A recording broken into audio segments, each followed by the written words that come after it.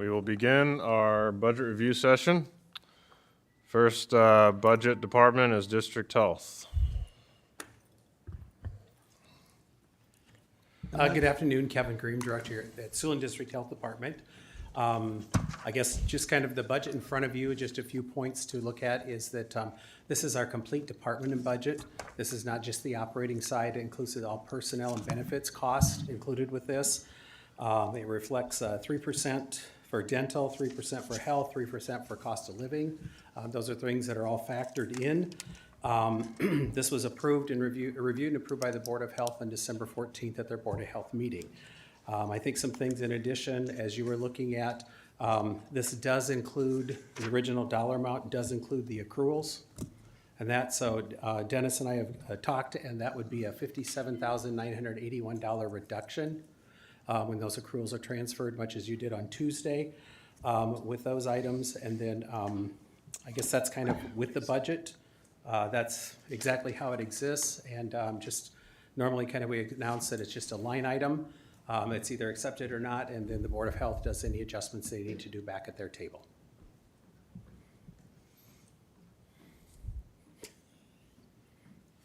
Any questions for Kevin? This is one of those, like you said, unique budgets where we simply approve an amount. And Right. They adjust if needed. I think some of the things in the memo that Dennis had sent out, I mean, this did last year, you used 1.29 million of ARPA funding, basically replacing some of the tax allocations and that stuff too. And then last year when there was some over, we do have the health fund that we used 360,000 out of that as far as to meet last year's budget. What are the reserves at on this one? What are they? Yeah. As of, let me see, as of the beginning, I think it was 1.5 is what it was with the audited back to the beginning of June 30th is what it was, 2022. Dennis, we were just talking about the reserves. Yes, he's got all the details on those. Okay, yes. When we got back from the auditors, they told us accrued expenditures for the 4 tax-supported parts of District Coast was $3,306,000 or million. So when we take the 22% times that, we come to a number that would be a tax reduction in their allocation of $612,412. 612, 412? Yeah.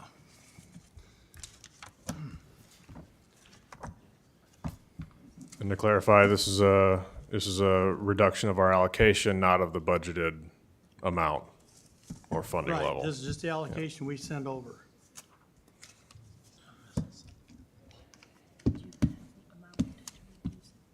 Yeah, 612,412. And has this been relayed to you by Dennis and Yes, you're we talked agreeable? yesterday and this morning.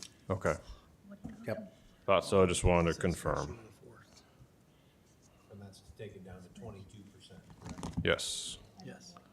that's the county's. You don't have. Go ahead. I'll just go ahead and move to receive with the reduction of 612. We'll just go even 500. Say again? Reduced by 612, 500. Oh, in addition to The 57,000. the 57,980, so that would Accruals. total minus 670,392. 57,981. 980 is what you said. 57,981. Oh, 981. Yep. 670,481. Let's do 670, 500. So reduced by 670,500.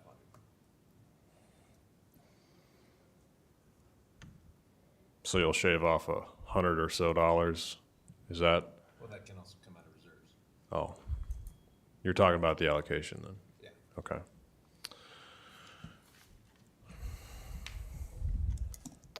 That's my motion. Yep. I'll second. Any discussion?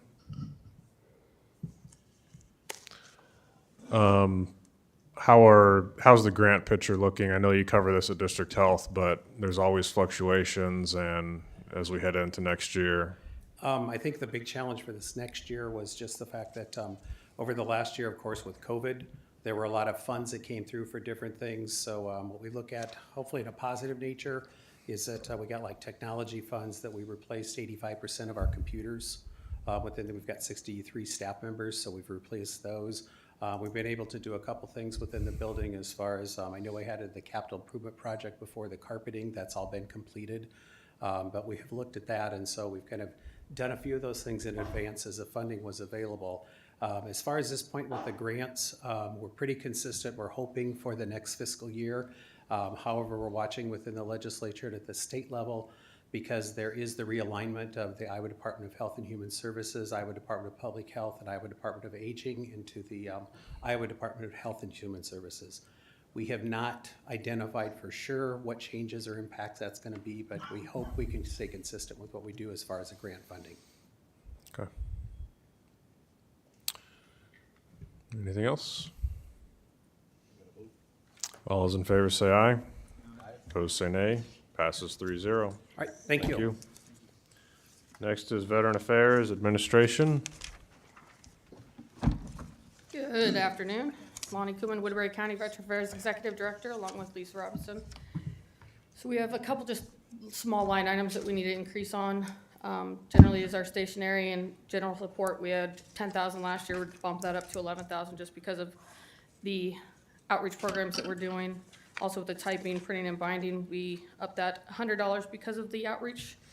Employee mileage as well because of outreach. Travel expense, meal expenses for the schools because obviously everything increases over the time being. Electric, light, and power, that's simply because we can't control Mid-America Energy along with the water services of what the building runs. We are looking at all these expenses due to the fact that we are bringing in $95,784 a month in revenue to Woodbury County with our claims that we have brought in. How's that compared to the prior year? So the prior year, we're up $1,053,624. I mean, the income? Yes, Oh, okay. and that was actually only 11 months because they haven't distributed December's yet, so that was January through November.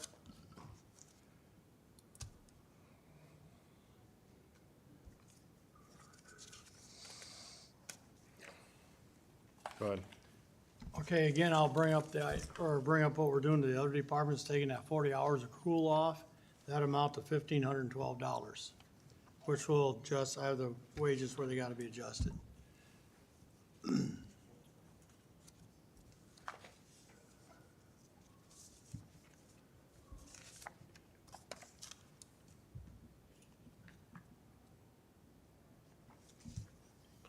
Rent payment assistance, 34,000. Line item, I mean, 34,000. Okay, we're still in administration. Oh, sorry. That's all right. I'll move to receive less the 1512.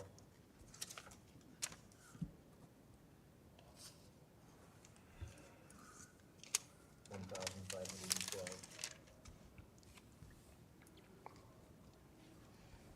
I'll second.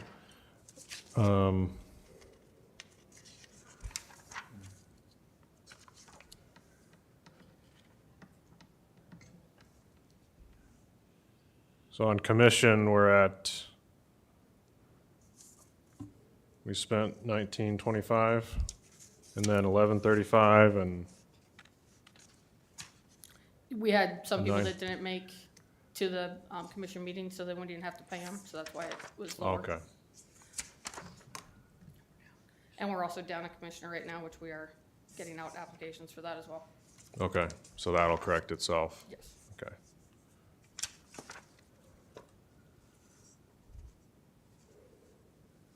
The 1925 is normally what would balance out for the year. Are we still at under $800 for electric, light, and power? No, it was 47, or you gotta take 477 off, that was what I paid yesterday at our commission meeting. Okay. You gotta add for Yeah. 77? Okay. Okay. All right, any other discussion items? All those in favor say aye. Aye. Opposed say nay. Passes 3-0. And then the next one that we have is our funeral services, just because of the cost of increase with that for veterans. We did up that from 10,000 to 15,000, just because of the amount of numbers that we have coming in for funeral expenses. It should be an IDBA grant. Page 6. That's an in and out grant. They get 10,000, they spend 10,000. I'll move for receipt. Second the motion by That Raddick. one was- All those in favor say aye. Aye. Opposed say nay. Passes 3-0. Now assistance. Okay, so yeah, the funeral services, like I said, the cost of increase and the amount of veterans that we have that we're serving that for.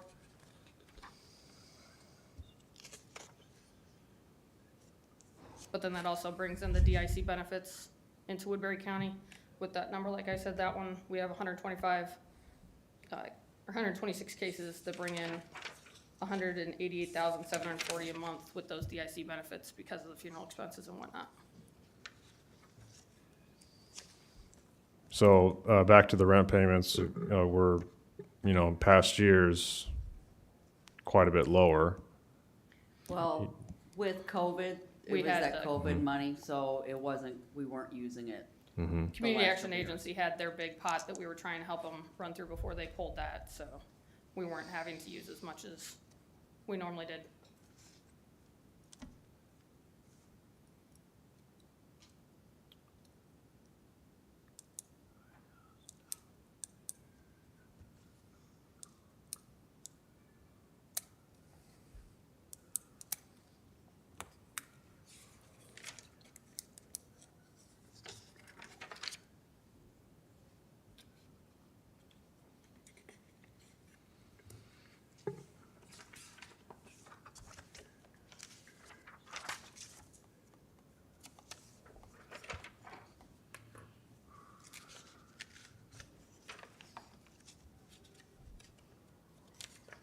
Well, we could do a little more incremental if you wanna do it to 13,000 instead of 15.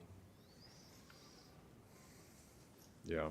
Although the 1 year they were at 16.2 before that, so we'd have to just back it up with reserves if they go over. Yeah, what was it, we had, 3 years ago, we got lower from 17 down to 10, and we've gone over it. Every year, Yeah, so it's 10%. So that's why, like last year, it was over 1,600, so we just did 1,500 this year. I don't know, I'll just move to receive it the way it is.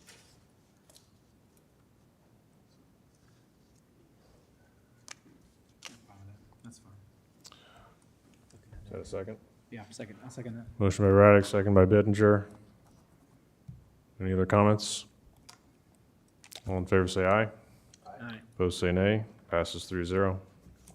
Thank you. thank you. Juvenile detention facility. Yeah, and this one, the 40-hour amounts to $9,164. We can reduce there. 9,164.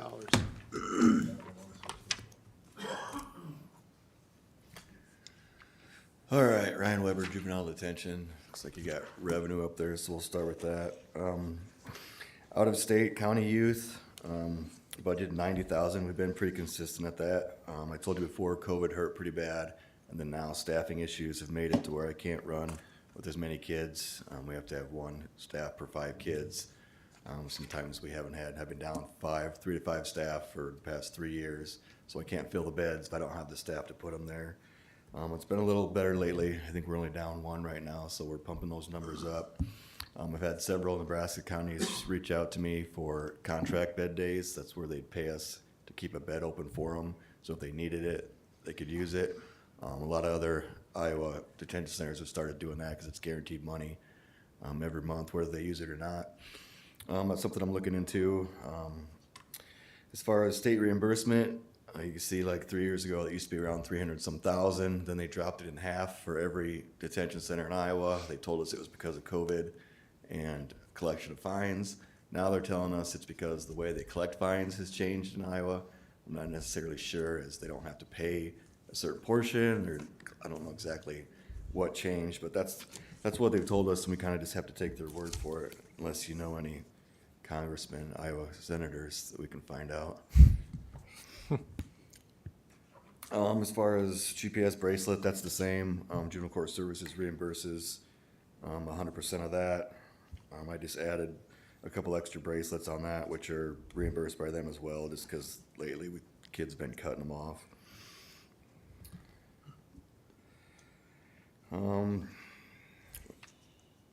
If we go down to food, food's split into two different things. The one we'll do after this, that's the reimbursed food, and then the food that's not reimbursed. As you know, the price went up like $2 to $3 a meal this last year. Again, we don't have any options as far as anybody else that can provide 7 day a week, 3 meals a day besides CBM. I still have to worry about what's going to happen with CBM when the jail moves out there, because right now they make it in the LEC. There's obviously not going to be any LEC anymore. We could go to just straight jail food. We would lose our federal funding, the reimbursement we get every year, because that food wouldn't meet the qualifications to be reimbursed.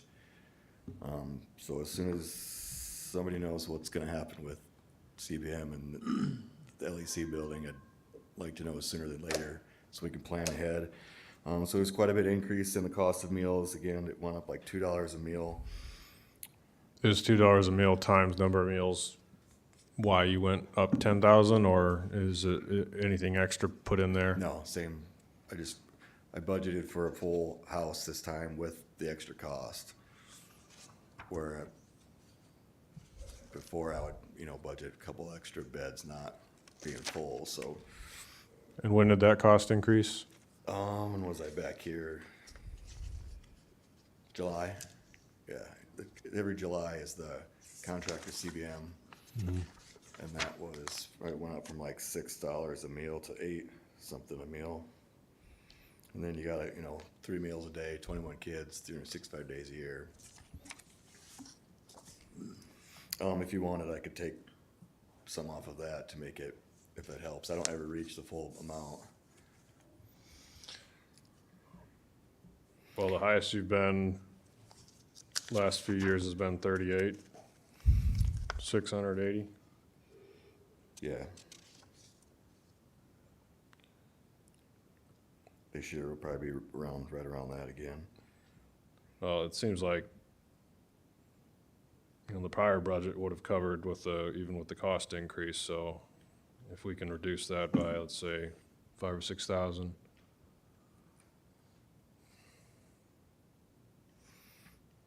Yeah, you could take 5 from this one and then another, probably 4 or 5 from the other one. On the screen here in 1918, why were those all so high? And when?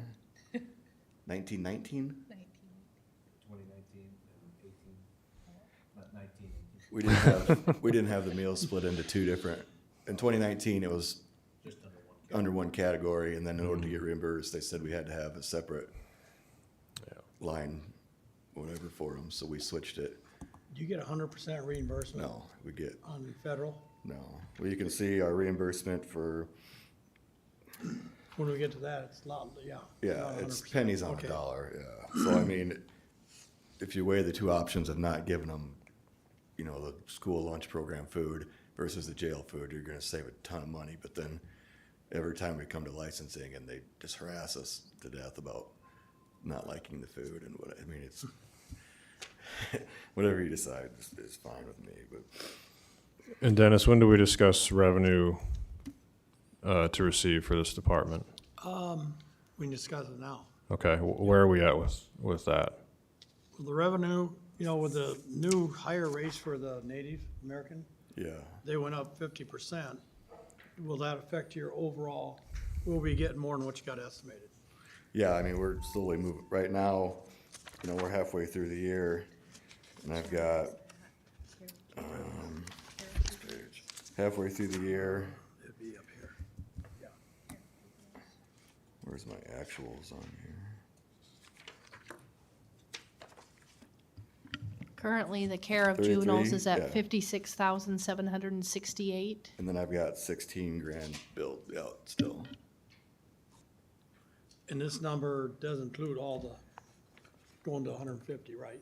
You were at Yeah. 100, and that's why, We just So it went to should go up, 150, what, 2 months ago? yeah, so it Yeah. should go up Yeah, by 50%, you would think. well, He's I not thought, hitting the 280 though either. You're not hitting the 280 though either. Well, you didn't have a contract for a while either. Remember, the BIA topped the contract, now well, they this is a renewed it. different, the Omaha Nation split out from the BIA, so they're using it still. There still is no BIA. And they're 100 or 150. 150, yeah. Is So the we're gonna revenue have side in, 190 go is, up. is the revenue side in this budget? Yes. Yeah, that's at the top of page 2, Okay. where it has out-of-state and state reimbursement. But out-of-state is 90,000, can that go up to 150,000? I don't know if we can, I can't guarantee that. I mean, the past, I had one that had just that part on it. The screen has the activity since 2018, fiscal year 18. Without the- activity column here. But that's got the It has state reimbursement, stuck yeah. in there. I wanna We see can look it. at the detail on wanna any see of it it as without well. that. So here's your detail, that 19,000 is included in the amount, 56,000, that's the current expenses for this fiscal year. And then I've got, what did I say, 16,000 billed out still, that haven't been paid. Well, I mean, I'd go to 120 maybe, but 30, that'd split the difference. Add 30,000 more revenue into out-of-state county youth. So that would change that 280 to 310,000. I mean, again, Does I'm, that sound fine? yeah, I mean, I'm almost fully staffed right now. Most of our kids at detention are from out of state currently. Okay. But I mean, I predicted 190,000 one year and then we got 90, so it was the next pandemic, can't predict that. So is this two motions, one to increase revenues and one to adjust expenses? Or is Yes. it one I'd make overall? it two Okay. separate ones. Is the revenue on the agenda? Yes. As far as juvenile budget. Yep. Well, it can be under one, isn't it? Cause it's a total. What's let's say it's total? a total reduction of 40,000, you got your, If you want to determine the revenue and the expenditures or just lump it all together. you just lump it all together. Yeah, By okay. saying we increase the revenue of juvenile care, 30,000, then decrease expenses, has the same effect. Reduces tax askings. Cause you got your 9,164, that's your 40-hour work week. You're gonna add another what? Are you gonna do like 900 for food or just make it even 10,000? Well, I'd split it between the two food categories, Okay. cause I figured them both the same way. So you're decreasing 5,000 each category then? So I would decrease the 6,000 in the first category, the first food category, and then under school lunch program.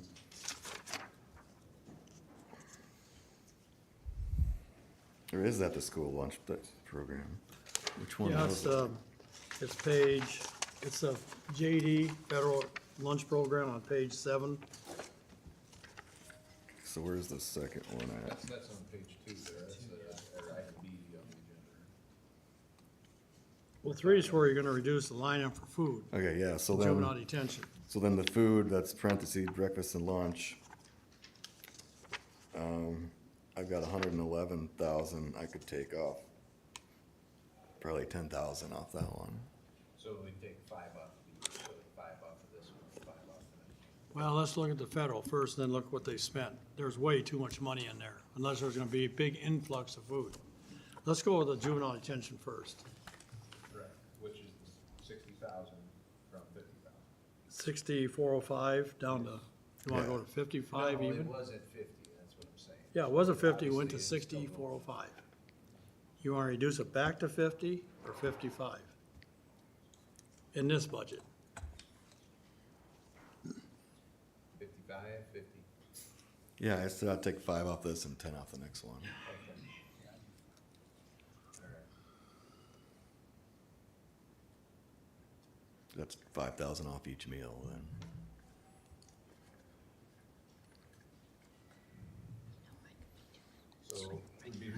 this, I'll move to receive with a reduction of 44,164.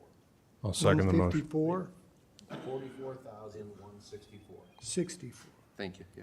I'll second the motion by Radig. And then, So you again, took that's off how much again?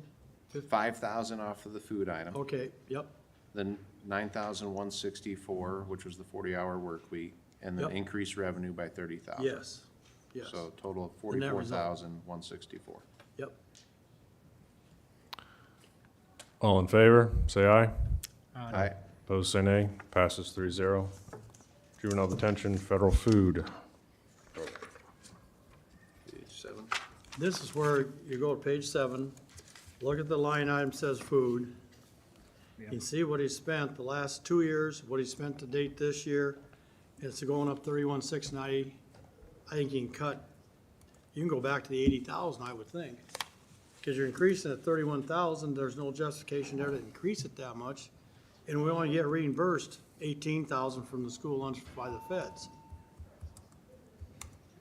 So you look at food there, that's a pretty big jump, considering you've only spent 60,000, 65,000, you're on pace for 65,000 this year. Why would you double, or go up that much? Yeah, I just did the math of how many kids, full house of kids versus what the meals cost. Are we full house now? No, we're not. That's still giving 15,000 room between 65, 65 and 80, you still got, and he's running 65 this year. So you're suggesting from 80 to 90? From 111,690 down to 80, We were at 80 last year. yes. Yeah, but it's But gonna look be, what you're spending. it's gonna be at least a 59. 25% increase from last year because the meals went up 25%. But we've only spent 32,600 so far in 6 months. Double that's 65,000, that still gives 15,000 leeway, in the budget there. We'd have to go to at least 82.5. Yeah, can we just do like 88?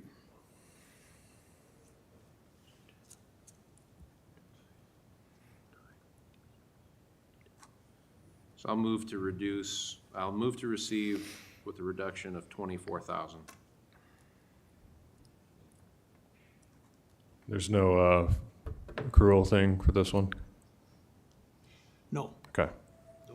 I'll second the motion by Radig to reduce by 24,000. All in favor, say aye. Aye. Opposed, say nay. Passes 3-0. Thank you. That'd be unique if we were getting 5. Yeah.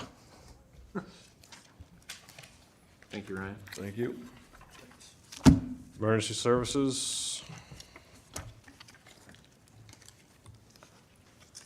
we start on page 2, and for the main budget, there's 2 through 6. Actually, 2 through 5. I'm sorry, 2 through, get it right, 2 through 4. 2, 3, and 4. And in this one here, emergency services, 1,785.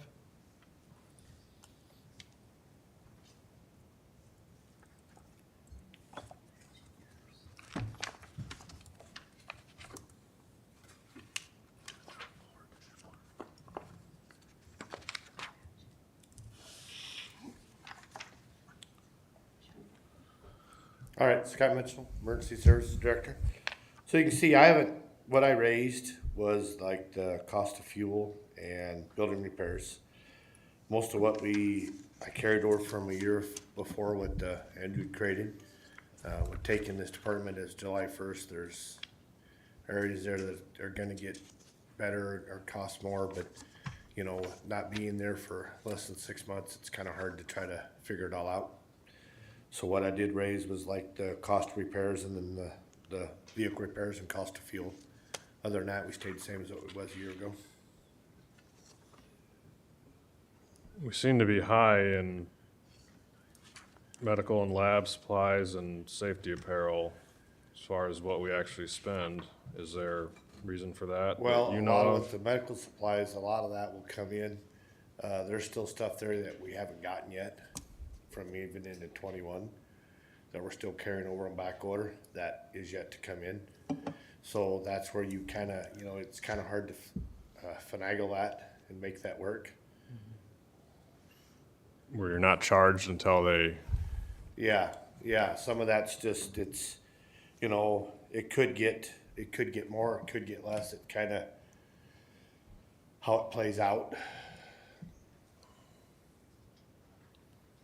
well, based on going back to 2021, it would seem for medical and lab, you could make do with 10,000. So you're looking at, what line item to make sure here? Medical and lab supplies, I'm 29,100. Oh, you're on the, And he's low now, Matthew, where he could stock up, possibly use this year's monies, stock up, so he could go to 10. but what you gotta remember is you got expiration dates on all that. So if you try to buy ahead, you know, you come into that whole problem where you have a lot of them going bad all at once, which we don't want. Kind of try to space it out as we need it to make it work. well, Dennis doesn't know that. He's just trying to be helpful. Huh? Dennis doesn't know that. He's Oh, just I trying to be understand, I helpful. know, I know. There's expiration, I just got some of the Narcan, and it expires after 1 year. The Yeah. one they shoot up the nose to help people. But all that said, it hasn't breached Yeah. 8,500 for the last couple of years, and Yes. wearing and safety apparel, Yes. hasn't breached 4,000, and it's budgeted at 13,150. Why Andrew budget there, the idea was he was looking at getting everybody a full set of dress wear, and I'm not saying that's not something I've done.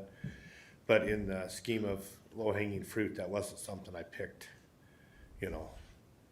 Cause I'm not sure what his whole plan was when he created the budget for the fiscal year we're sitting in, but I'm starting to figure it out. So you're thinking about 10 on each of those instead? I'd like 10 on the first and Yeah. maybe like 7 on the second. So first would be reduced by 2,750. And the next 6,150.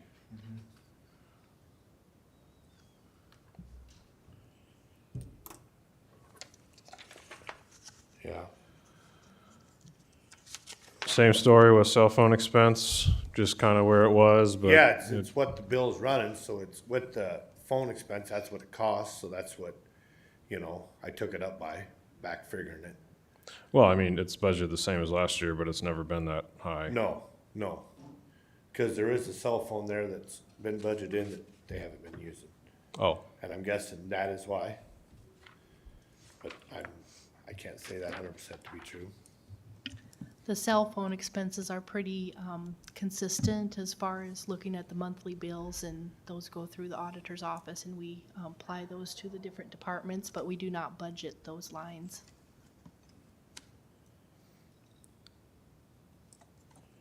So you're suggesting 800 reduction? yeah.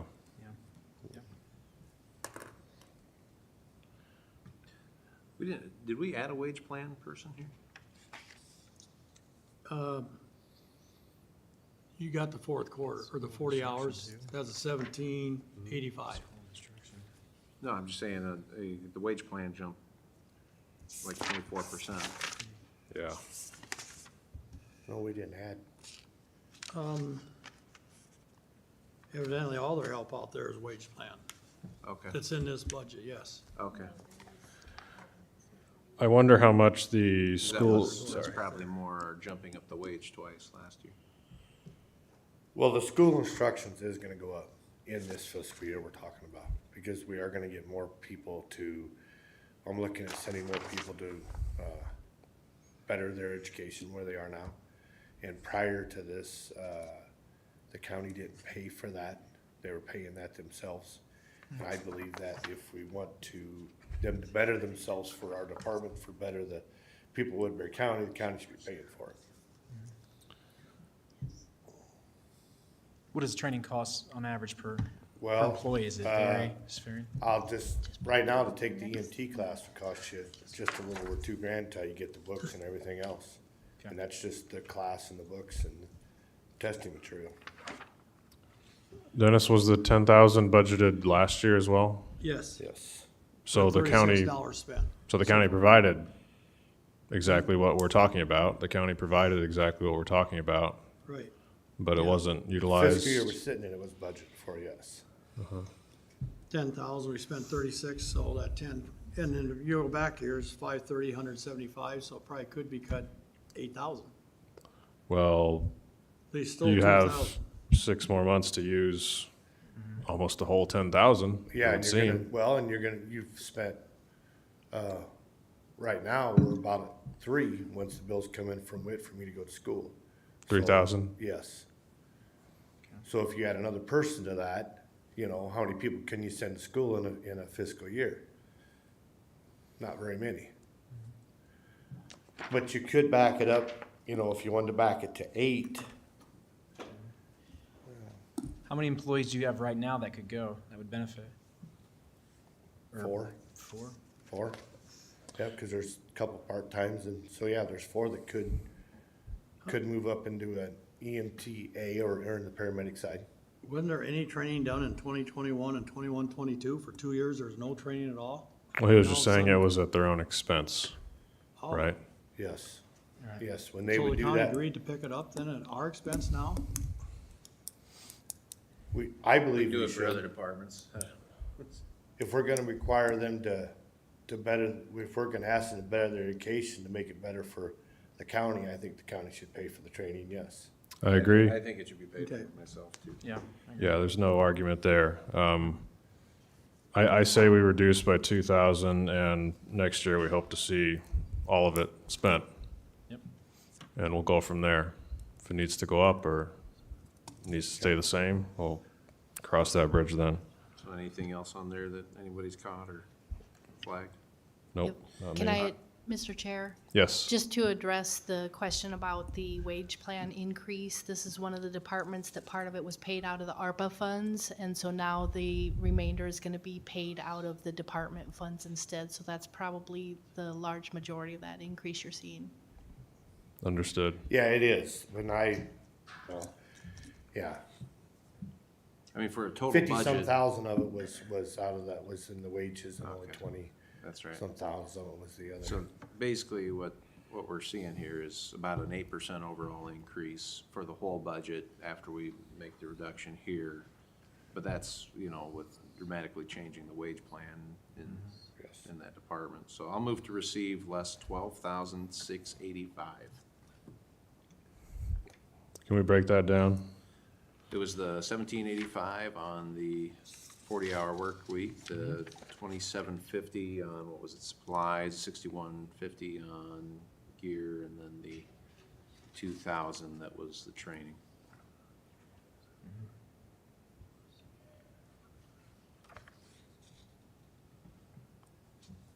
I came up with 11,685. How much did you take Oh. off the training? Yeah, I think you got it right, Ben. Yeah, Dennis number's So right. 2750 off of, okay, so 2,000 off of training. Okay, that's where the $1,800 difference is. Mhm. Oh, because you did 200 instead of 2,000? Yes, Okay. And then 12,685 is what I got. 13,485 now. When I add the 2,000 on there, I'll add it again. 6150 plus 1785.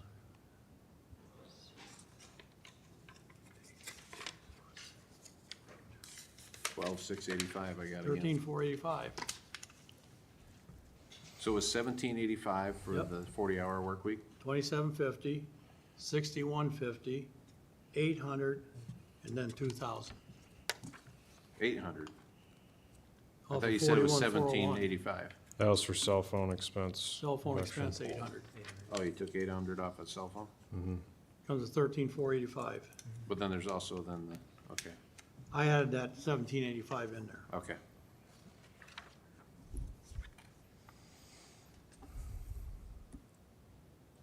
Agreed? 13,485? Yep. Okay. Okay. So I'll change that motion to 13,485 to receive. I'll second the motion by Raddick. All those in favor say aye. Aye. Opposed, say nay. Passes 3-0. Animal control, One thing went up there was cost of fuel.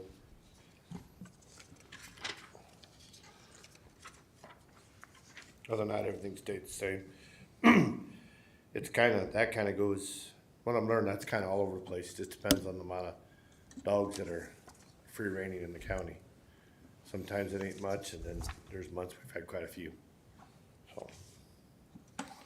And you basically just allocate a percentage of the budget to this, is that how that works? Nope. Like vehicle maintenance and all that? No, they just see what their costs have been in the past and go by that. Vehicle maintenance, you go down. No, it's not based on any percentage. Cause you don't have a dedicated animal control vehicle, do you? No, we don't. We do have a building, kennel, 2 kennels, but no, we do not.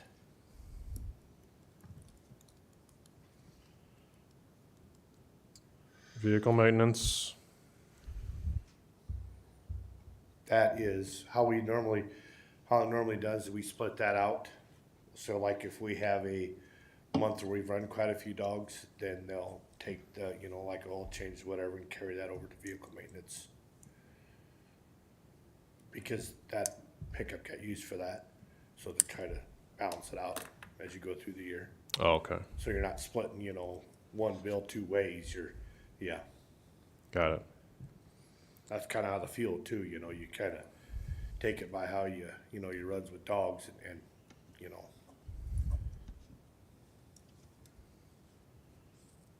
What is that breakdown?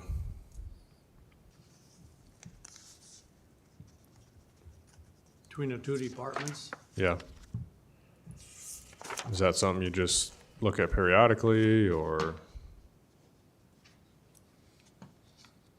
well, he's got 20 for gas and oil there and 2,100 there, so he's got $22,155. Oh, repair and maintenance on vehicles, 4750, and But as far as deciding in 15,000. FY '22 to send 3346 over, that's just reconciled every so often, share of expenses. He'd be doing that. Yeah, Yeah, we wouldn't be doing do it that. on our end as Okay. when we bill it out. Or when we sign it to the categories. I'll just move to receive it. Second the motion by Radig. All those in favor say aye. Aye. Opposed say nay. Passes 3-0. Emergency paramedic services.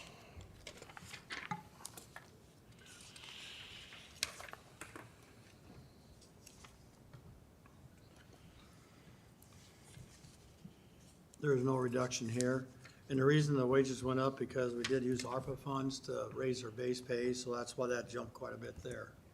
On the first line, wage plan employees. Yeah.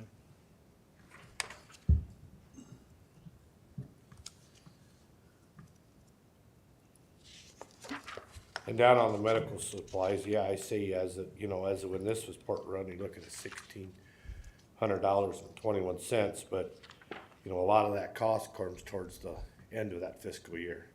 I'll move to receive. Second the motion by Radig. And you said there's no accrual. No, none. And this fund, this money here is divided by 2, funded half out of general basic, half out of rural basic to transfer in. Okay. That's the funding mechanism for this.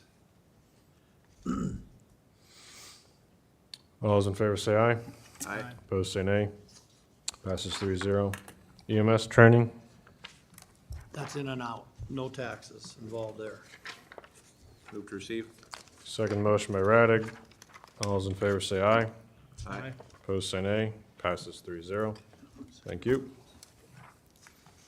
Thank you, guys. Yeah, thanks, Scott. Secondary roads. Roadside management.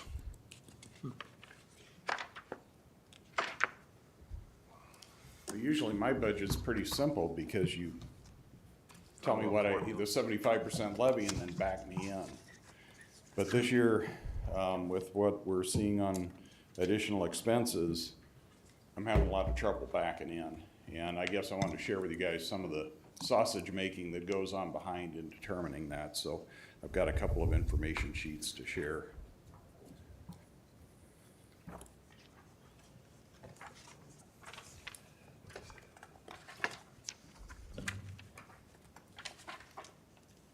Thank you. You wanna do roadside management first? Sure. I don't Keeping care. it, keep Yeah. in line here. If we want to go ahead and do him first, I think we asked, and this came up in the weed commissioner's report, to request some additional money for chemical and to request an increase in equipment maintenance. Equipment and vehicle maintenance. This year we had to put a new pump. It was one of the pumps that wasn't replaced when we did the new sprayer unit. We've already spent $3,012 on that for this fiscal year. We just want to put in a bit more in case there's that type of an increase again.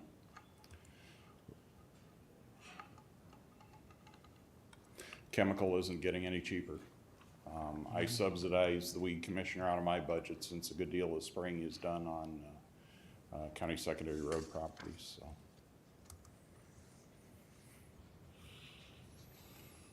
Move to receive. Second. Second by Raddick. All those in favor say aye. Aye. Opposed say nay. Passes 3-0. Secondary roads. All right, the first sheet I showed you folks is the, how we go about having to calculate our minimum levy. State code requires that the county levy at least 75% of their available property taxes. I just got the current valuations from Dennis here this week. We did see a growth in the rural valuation and city valuation. We multiply that times the allowable levies.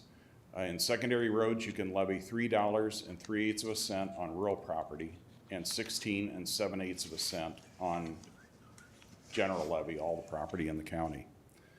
So when you look at that, our maximum levy would be $4,556,399. I multiply that that would be the maximum rural. We could levy $913,241 from general. The maximum that the county could levy would be $5,469,640. I take and I multiply that times 75% to get to what that minimum levy valuation is. That comes out to be $4,102,230. If we were, since we only levy against the rural, that would be a $2.74 levy against all rural property. What I do with that $4,102,000 is I subtract it by the local option sales tax. We get 80% of that revenue that comes from the local option sales tax.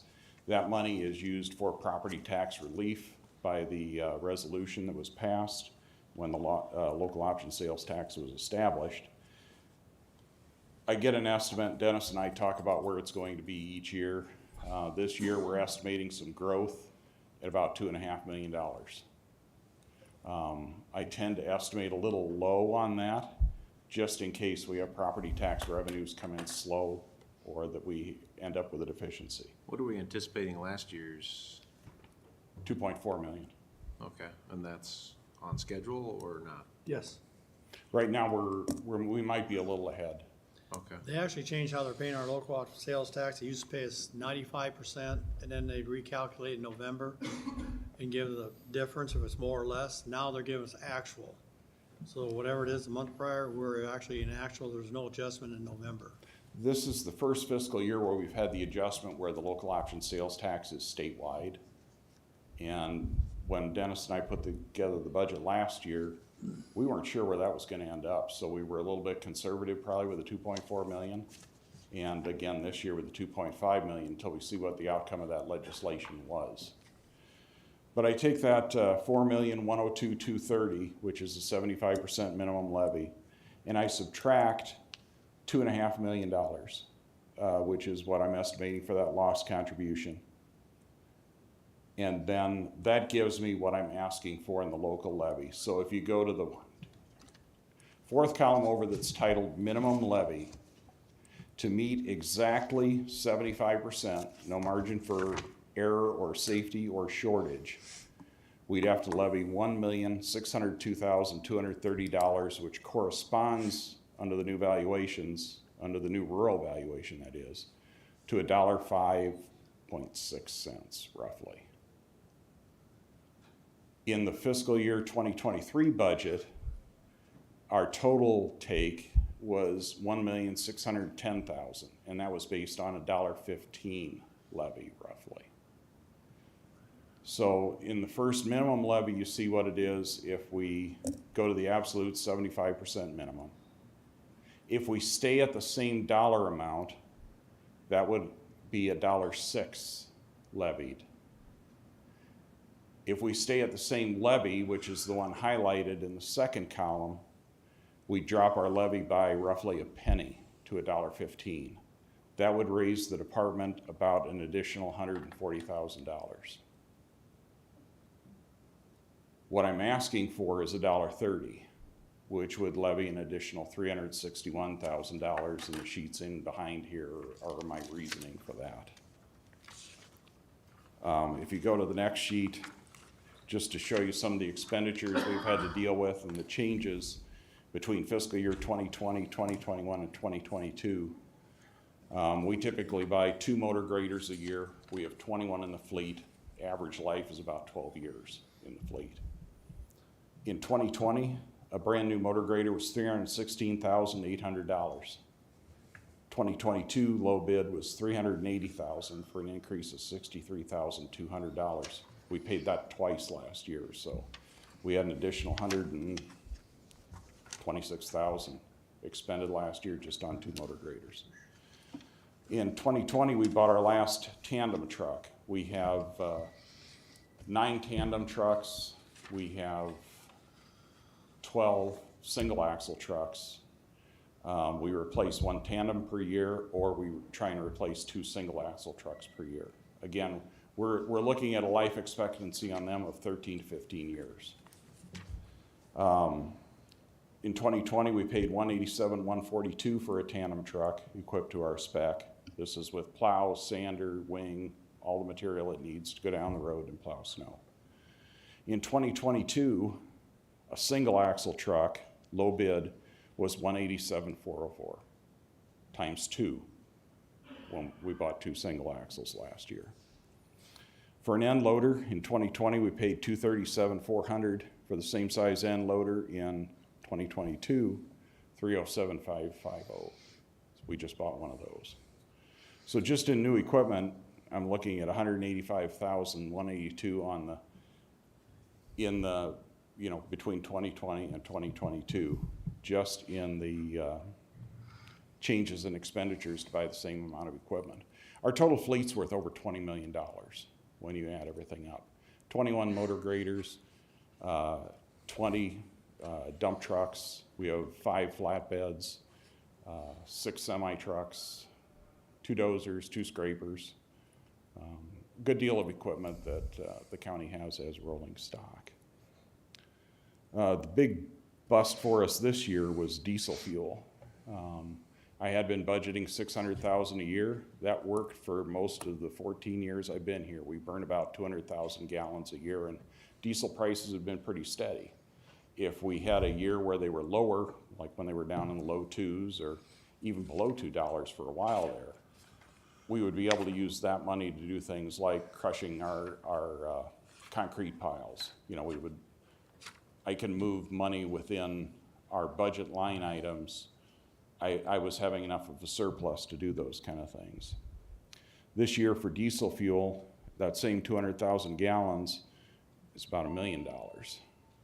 So we're looking at a $400,000 increase in that. This year also, we started our gravel road improvement program. So we're running 4 more trucks, and we're running 4 trucks, or 4 semis, our old semi, so 5 semis, and our 9 tandems constantly hauling rock to do the gravel road improvement program. The next sheet shows what our major incomes are. Road use tax fund in 2020 was $5,079,000. That was the item number we were told to budget. 2022, it had grown to $5,488,000. We're told $5,690,000 is what my budget figure is for this year. Property tax at 75% minimum in 2020 raised $1,450,000. We had $1,650,000 in 21, $1,610,000 in 22. Our current 23 is $1,611,000, I think. And then what I was requesting was at $1,971,974. On your new minimum levy tax asking, we had a lot bigger valuation. Why would, I guess, I was up to $1.35 when I did the first submittal to get that $1,975,000 level is we what had I was shooting. what, an 8.7% increase in tax base? Mm-hmm. Why wouldn't that minimum levy that we're levying this year now go up a lot more, like 100, 150,000? If we stay at that levy, it goes up by 161. Forget the levy, the 75%. The 75%, it's on that first sheet. The 75% goes from $3,785,499 to $4,102,230. Well, wouldn't that 1,611,000 for this current year be much higher to attain just the minimum levy? Forget the tax rate, the tax asking. So we're dealing with a bigger tax base. Right. And again, you know, we're currently, it took $1.15 per thousand to get to that 1,610,611. We're looking at, to get that same money would be $1.06 this year, and I'd make that minimum. I can make the minimum at $1.06 per thousand. Tax rate reduction then, Yes, stay at the minimum. if we stay at the minimum. That's why I'm asking to stay at very least at the same levy. That would raise an extra $175,000 without a tax increase. But I'm also asking for a tax increase because we're seeing unprecedented increases in cost. How have you seen the fuel costs? Have you seen them plateau at all? We've plateaued a little over $5, and we've hung in there. Gasoline costs are down. We're back down to $3 a gallon. We have been almost $4. But gasoline for me is about $75,000 a year at $4. We use about 60,000 gallons of gas a year. We use much, much more diesel. But again, that's motor graders and trucks. That's our big business. And we'll find out how much diesel fuel we're using too with the gravel road improvement project. It's considerably more than we've used in the past because now we're running trucks every day. And as they're making that circuit from the gravel pit, they can be putting on 350 miles a day. But I just want to show you, if you look at the final one, just round numbers where our major expenditure areas are. Personnel's my big one. In 2020, it was $4.3 million. This year, and as you noticed with the other budgets, we had a boost from ARPA, which our staff definitely appreciates, and I appreciate on their behalf. That's up to $5.2 million now. Equipment, $935 is what we spent in 2020. That didn't necessarily buy everything we need, but this year I'm looking at $1,360,000 in what I submitted, and that's to buy the 2 motor graders, 2 trucks, and loader, a couple of pickups. We have some aging pickups in the fleet. 2 of our foreman's trucks have over 150,000 miles on them, and they run those every day. Construction, in that year, we spent $2,425,000. I'm budgeting just $1 million next year. Now that $2,145,000, part of that was the bridge improvement projects that we levied that 1.3 extra million per year for. So 2020 was the last year where some of that money was going through the budget. So that's going to be down by that 1.3 million for sure anyway. But we're cutting into that a little farther. Right now I'm proposing just 1 bridge out of local money for next year. And it's that large bridge that's on Hancock Avenue. I think it's down in Little Sioux Township. The property owner near that bridge had been in and talked to the board last year. And when we were going to get to that one, it's been closed for 6 years. Diesel fuel, again, 600,000 up to $1 million. Gravel, we're down in what we're spending on gravel. Part of that is, we're doing the gravel road improvement project, so we'll need a little less for maintenance on those miles we're covering with the new gravel. But thanks to the work of our assistant, we've had a lot of reduction in our gravel cost. We've taken some quality control measures and gotten some additional bidding that has lowered our gravel cost from a peak of $9.85 down to where we're paying about $7 or $7.50 a ton or less. I'm bringing you a contract next week for $5.25 for the next 300,000 tons of gravel for the gravel road improvement project. So Dennis, in the rural basic, what's a penny equal there? And what's a penny equal A penny in the rural general pay basic. equals about 150,000. Yep. 150,000? It's 1.5 billion, so a penny would be $150,000. Penny on the levy is, should be like Where am I off 15,000. on that? 150,000. No, 15,000. Oh, 15, I would say 15,000. I'm off by a 15,000. factor of 10 10. cents. Sorry about that. 10 cents will be, 10 cents is Yeah. 150,000. yeah. And then what is it? I know it's not general basic here, but what's a penny equal in general basic? 52,000. 52? Yep. Yeah, 5.2 billion. Dennis, how comfortable are you with the 2.5 million estimate for lost? If he undershoots, he underestimates that, is that to his budget's detriment? If it's really coming in at 2.6 or 7? If it comes in higher, it's to our benefit. Last year it came If in it about comes in lower, then it won't 2.7. meet the minimum levy. If we don't meet the minimum levy in fiscal year 2025, the county loses dollar for dollar what we fell short in. But our there's no previous risk of tax. that particularly if we accept your same tax levy. I proposal. I feel we would not have a risk of that. Okay, And I feel, back to your question, I do feel comfortable at 2.5. okay. And I share Dennis's feelings on that. Would this be the first year we've gone beyond the 75% minimum I believe levy? so in quite a while. Well, it's since 2018. If you remember from fiscal year 2014, 15, 16, 17, and 18, we levied that additional 1.3 million. That was about $1.30 per thousand, and that was for the special bridge projects. Right. That levy went away just as the Board of Supervisors promised in 2019, so. And then starting with FY '20, since then, we've stuck to the 75%, no matter what that does to the Yep. levy, the actual levy itself. Yeah. Even at that, if we stay at the same levy, I've still got to the only place I have to make adjustments is in the construction fund. But what I can do with that big truss bridge is I can move it to our federal aid program. Okay.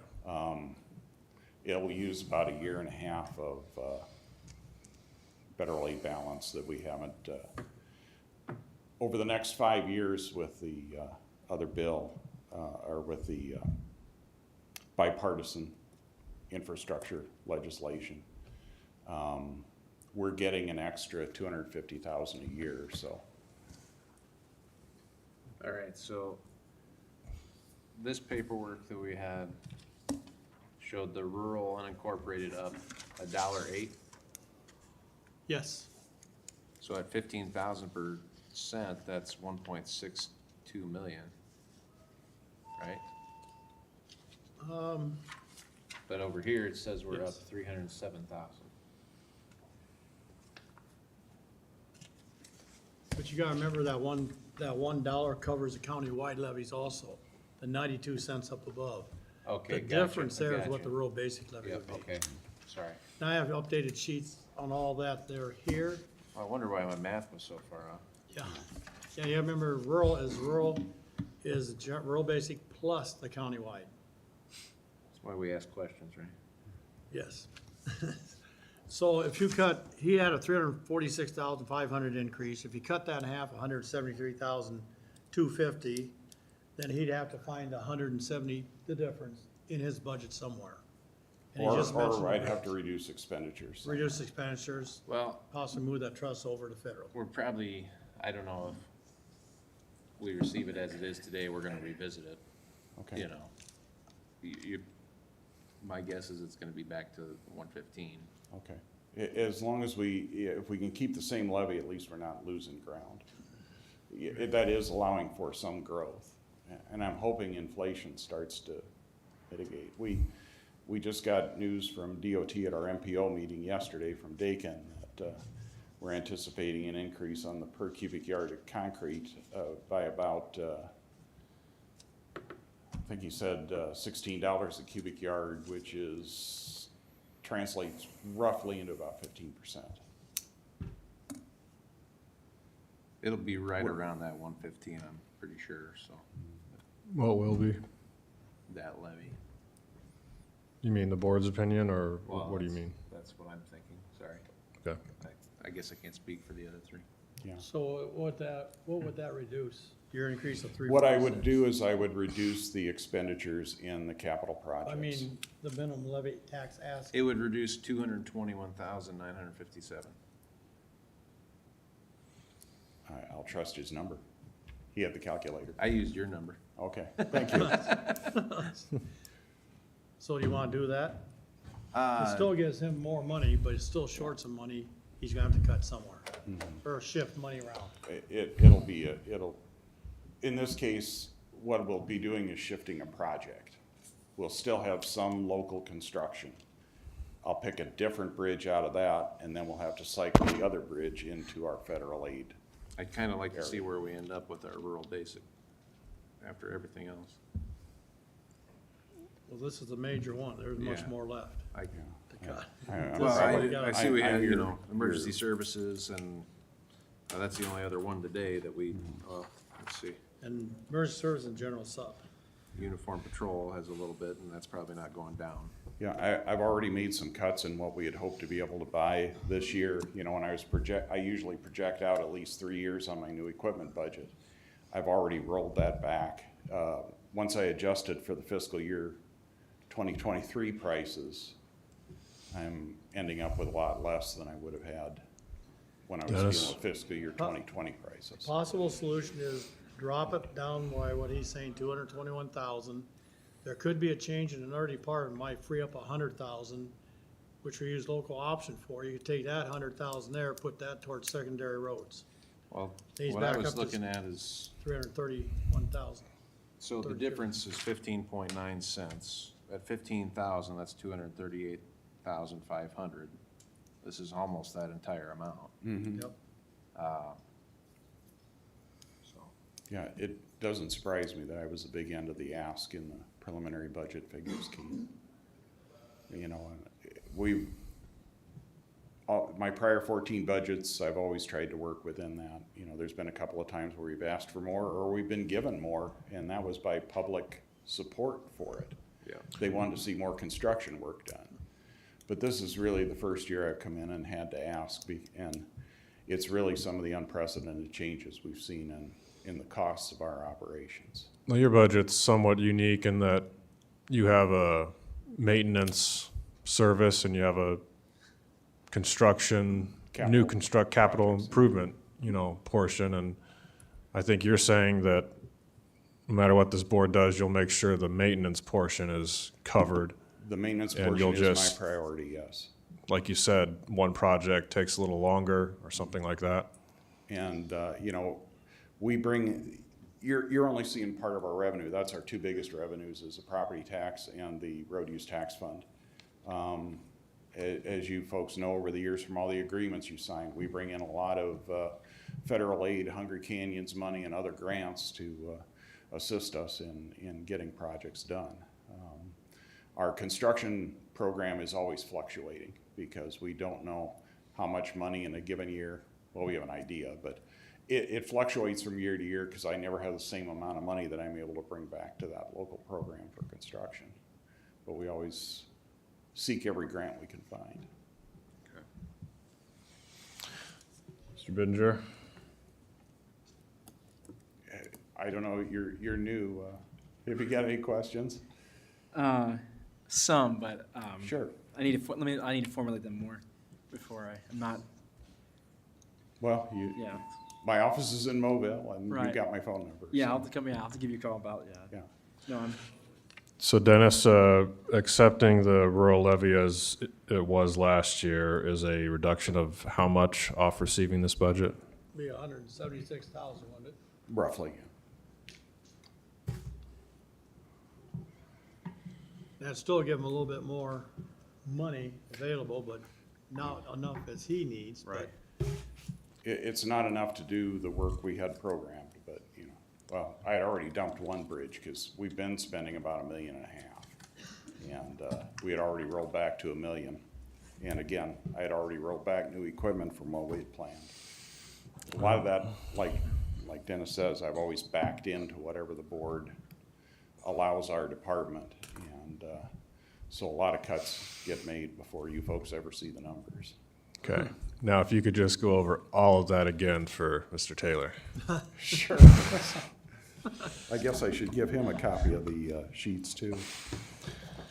No, Because, you know, Justin Wright, I was really impressed with all the homework he did, and he noted that we're the best bargain in secondary roads in the state. And really, we levy less in property taxes than 75% of the counties in total dollars. And yet we're number 5 for area and road size. So at the 130 on the levy, 15 cents times 15,000 be about 225. So we'd reduce 225,000. Yeah, Okay, round numbers. 225? Yeah, we go down from, sorry. We go down from 1,971,000 to 1,750, so that is about 221. I'm comfortable with that. So again, that's, instead of going off the 75% minimum levy as we've done in prior years and arriving at a lower figure, we're allowing more tax dollars by keeping the levy rate the same as last year. Based on the estimate, yeah, I'd gone 1,975,000. Well, I'll move a reduction of, I'll say 225,000. I'll second the motion by Radig. And we can revisit this if there's a desire to, or other savings we haven't lost, we determine should be allocated here. And if any of you have any questions as you're going through the process, you know where to find me. I really appreciate all the extra info. yeah, it's good. You know, again, that's the sausage making that goes in behind the scenes, and in all the years Dennis has just said, we tell him what he can have and then he backs himself in, so that's how it's done. It's a unique budget. It is. And one of the other things is my revenue always stays in the secondary road fund. It never comes back into the general rural basic fund. That balance is allowed to carry over as a separate fund balance from the rest of your revenues. Again, that's just for Supervisor Bittinger, so. That's good. Any other discussion? All's in favor say aye. Aye. Aye. Opposed say nay. Passes 4-0. Thank you. Thank you. I suppose I can get 5 minutes, run out and grab a phone charger and use the bathroom. All right, recess for 5 minutes. Since you just got here. Yeah, I won't take the microphone with me. Oh, Jeremy? No, you don't have to call in.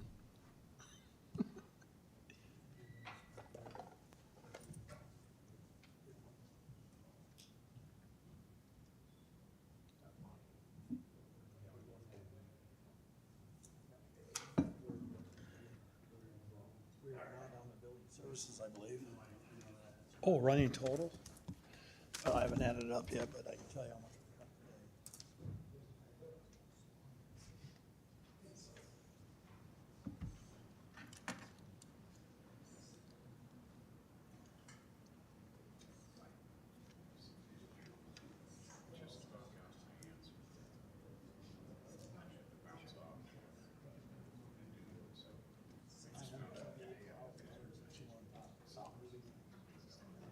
That's at all things we've done.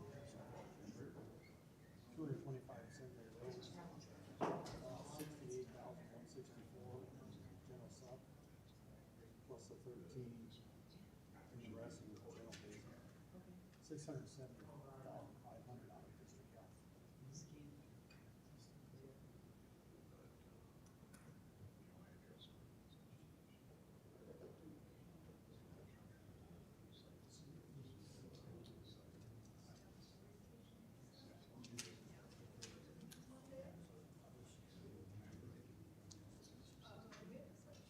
Hey Chad, are you on your way back? Yeah, he's on his way. Okay, you're safe, because we haven't got to building services, so you're after that. Yes, yes. He'll be here.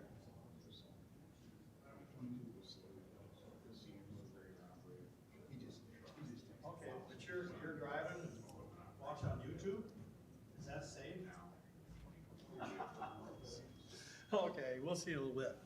But you're fine, take your time. Okay, bye.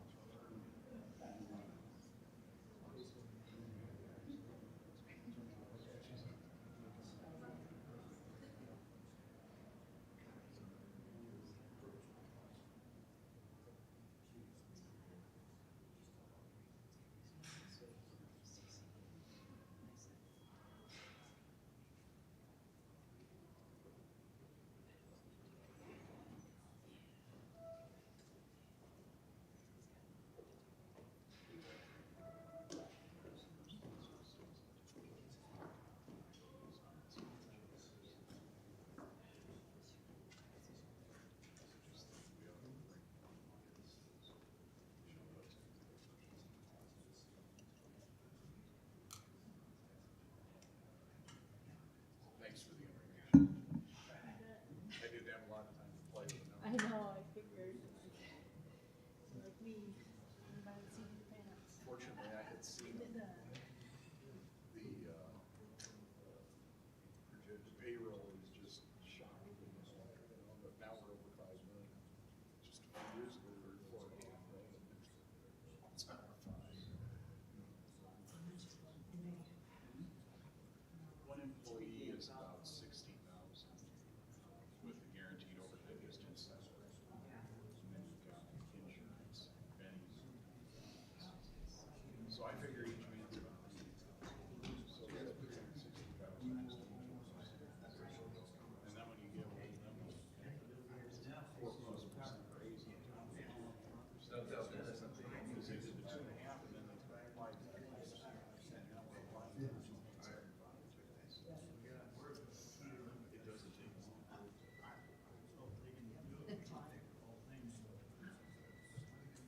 You don't get to just text somebody and it comes. That way you get rid of them. Otherwise you want to reallocate something out of this.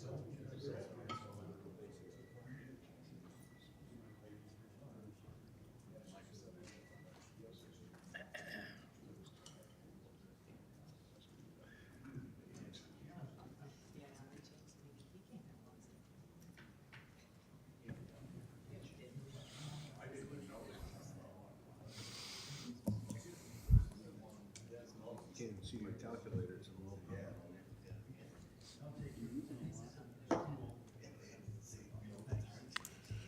We got enough outlets up here, that's for sure. What's that? We got enough outlets up here.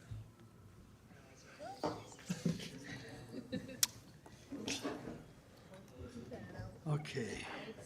Everybody all situated, got all stretched out for recess.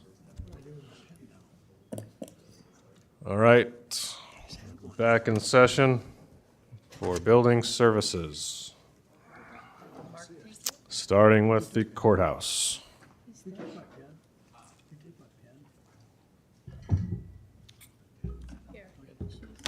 thanks.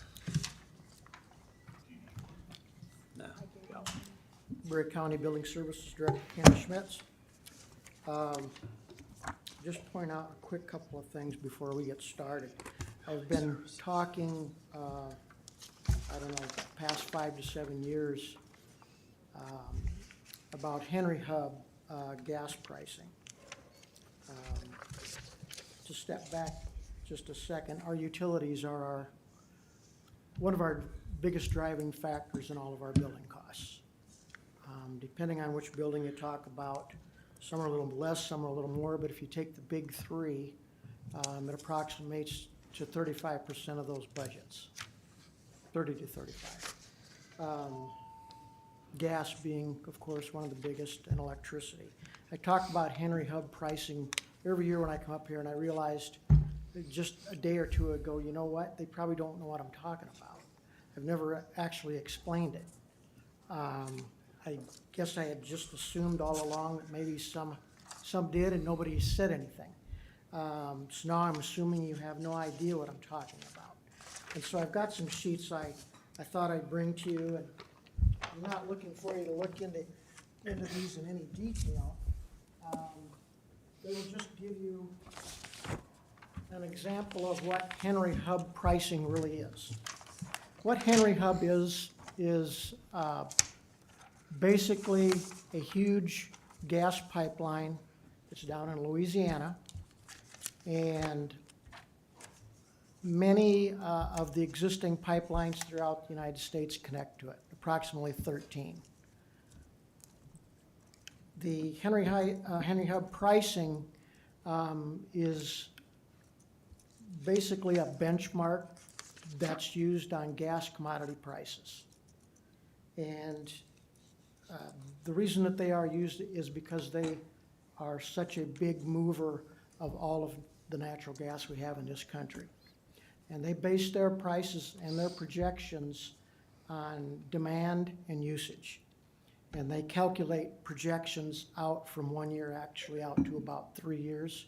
And they do this on a monthly basis. That chart that I showed you kind of shows different year projections and costs that they've projected. So that's an example of what they do. And when I talk about Henry Hub pricing, that is part of what I try to do in my budget, is base off of some of their projections, average of their projections, and an average of our county buildings usage. And that's how I try to calculate what my budget asking is going to be. And so with that, we can start with the courthouse.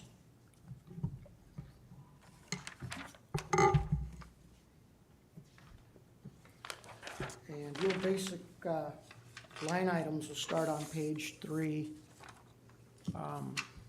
if we bypass the employee wages and insurance and items like that. There's no 40-hour adjustment till we get later in another budget year.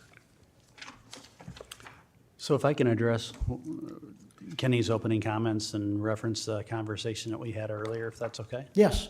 So one of the concerns that I had is there's a 25% increase on every natural gas commodity from FY '22 to this year.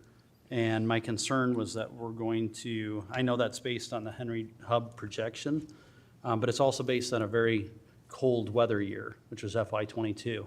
And I'll just give you an example of 2 years. So FY '22 in the courthouse was 86,143, but the year before was 35,744.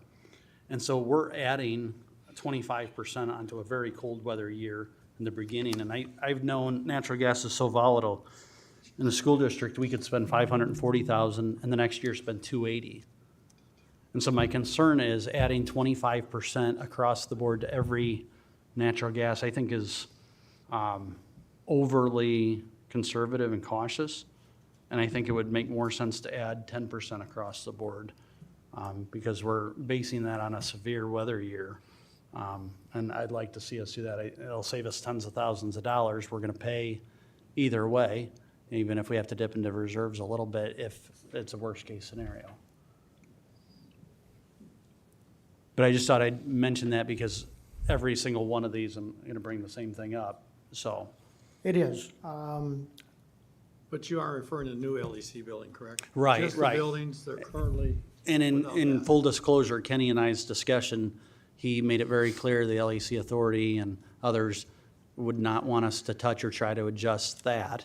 And I concur with that. Absolutely. I'm not positive 10% would be the right number, maybe 15. But what I do want the board to know, as Jeremy stated, gas is very volatile, especially now when you start taking into politics and things that are affecting that. And when I say that, I mean things like Russia and selling gas to Europe and things like that. That is what makes it volatile. It's something nobody can predict. They can do their best, but I don't know that anybody's going to be able to predict that. So there is going to be volatility. We don't know what it's going to be, up or down. Right now, it's been doing some of this, and it's kind of level right now, but it's been bouncing. So with that said, entertain any questions you've got. Why 10 instead of 15, for example? Because I just think 25 is overly, way overly optimistic. I look at 35,000 was from the year before. Let's take 25% of that. If you did that, you'd have a total spend of 42,000, and yet we would have increased to 107,000. In other words, at the end of the year, you'd have 60,000 in reserve just for the courthouse. Now, Kenny, it could be a severe weather year next year, like FY '22, but I don't know that we have any prediction of that. I think it sort of splits the difference, so. And I just the don't year want to be before it sitting was on mild. reserves in every single building. It's a guessing game. The only thing I'll tell the board is, whatever, if it's a percentage you decide upon, just know that if we happen to go over budget, we will be coming back, of course, to the board as we're required to do. And we will need some reserve money or something for that, if, in that scenario. As we're going through these, can we identify if there's a concern on reducing only the natural gas, or if there's other savings we're contemplating, so we can be sure that, you know, we're handling this? I would say throughout the rest of my budget line items, I would caution you to change any of those items. As you can see, most of them, especially starting off on this courthouse one, the increase I've asked for is 0, 0, 0, 0, right on down the line. We pretty much know what some of these costs are going to be, or you know, fairly accurate. Again, there's some ups and downs in that, but we're fairly confident most of the time what that's gonna be. I always like even numbers, and if we did 10,000, that would be an increase of about 12.5%. So just to reduce that natural gas by 10,000. Well, you're looking at an even number on one division, right? Right, so if you look on Would it line be- item, natural and LP gas, you know, You're looking at page 3. page 3, Okay, 10% would be 86,502, which would cut 21,177. right? If we With were- the stipulation, runs out, his overall budget runs out, he's coming back to the board. I'm just saying, if you apply the same round number to the next one, it's not gonna be, No, that's where you just kind of, I have some different math than you on that, Dennis, but so just broadly speaking, Mr. Taylor, the difference between going up 25 and 10% is what cumulatively throughout his budget? 12,922 for this division, but we have to receive by division, right? Right. So 12,922 for this courthouse one. You could do 13 if you wanted an even, But Or even that's more than 12.5. your 10% increase you're talking about. how so? You take 10% of what he has budgeted, 78,638. No, what he did, and you correct me if I'm wrong, Okay. Kenny, is you took 25% on FY '22, correct? Yes. So Well, he, I took an Well, you aren't average. taking the current year then. correct. 78,000 current year, and he's budgeting 107,000, which is 29,000 more. His description says FY '22 actuals plus 25%. Doesn't say this. Okay. Is that what you did? I'd That's have where to the call difference- Ryan in, he did the actual calculation, but part of it was, part of the 25% was using last year's heating season and Henry Hub spot gas pricing. So it's not a total flat 25%. Well, it does come out to 25% Okay. here, so I assume it's the same. You're right. If you're Throughout. going on actuals, not what he's got currently budgeted. If you Right, go on and that's, actuals, you're that's right. that's my issue a little bit, is just, we're using an $86,000 You're using year. a high number A compared to high previous number. years. The previous year was 35,000. Yeah, and we Which got the was a history low- back which there. was a mild. Right, which is low, but that last one was high, and so, Yes. And you got a history back here, 7 years, it starts at what, 60, 67, 50, 29, 35, 86, and 10 this year. so you hear those numbers of 67, 29, 35, and we're going up to 107. I mean, that's 3 times as much, in some very mild weather years, and I get that these things fluctuate. I hate to add on one of our worst-case scenarios, a 25%, where it certainly may not be that, and probably more than likely is not going to be. Well, your 12,922 is, yes. doing I think the is calculation, reasonable. Yes. And we're gonna pay the bills one way or another, whether we have to go back to reserves a little bit. Yeah, make sure you always pay the bill. And so were you going to apply that to the other line items or just this Right, 43,000? yes, I would, except for the Anthony Courthouse, Prairie Hills, and the new LEC. Can we do that as we go through them, so we keep them all in the same? We have to. Motion, yes. Yeah. Yeah. So I would move to reduce, unless there are other reductions, but I've gone through and I haven't seen other opportunities. I think Kenny runs a pretty lean.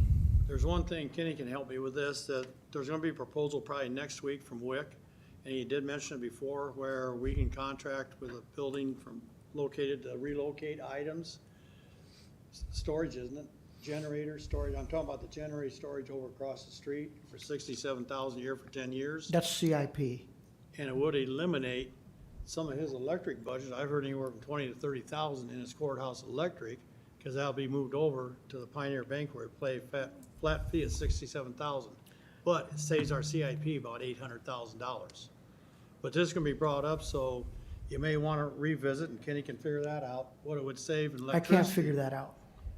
Somebody gave me a number, 20 to 30,000 savings. That would have been probably Yeah. WCIC, CICC. So that's I something can't that we figure out can what their energy usage would be. We can revisit that after. You're talking about energy usage in which division? Yes. This building here, right here. I don't know if we need to be stripping out other energy costs when we're still taking a bit of a chance here by We can go 1 year and then see what happens. by increasing by quote unquote only 10%. I would go probably a year, Dennis, that way you'll have a better idea what We're actuals talking about might be. electricity, not gas. You're Right. talking about electricity where, sorry? In the courthouse here, Okay, when we move the generator storage over to, say, across the street, John Malloy estimated to be 20 to 25,000 savings in electric only, not in heat or anything else. Let me clarify. When we shut down the current LEC,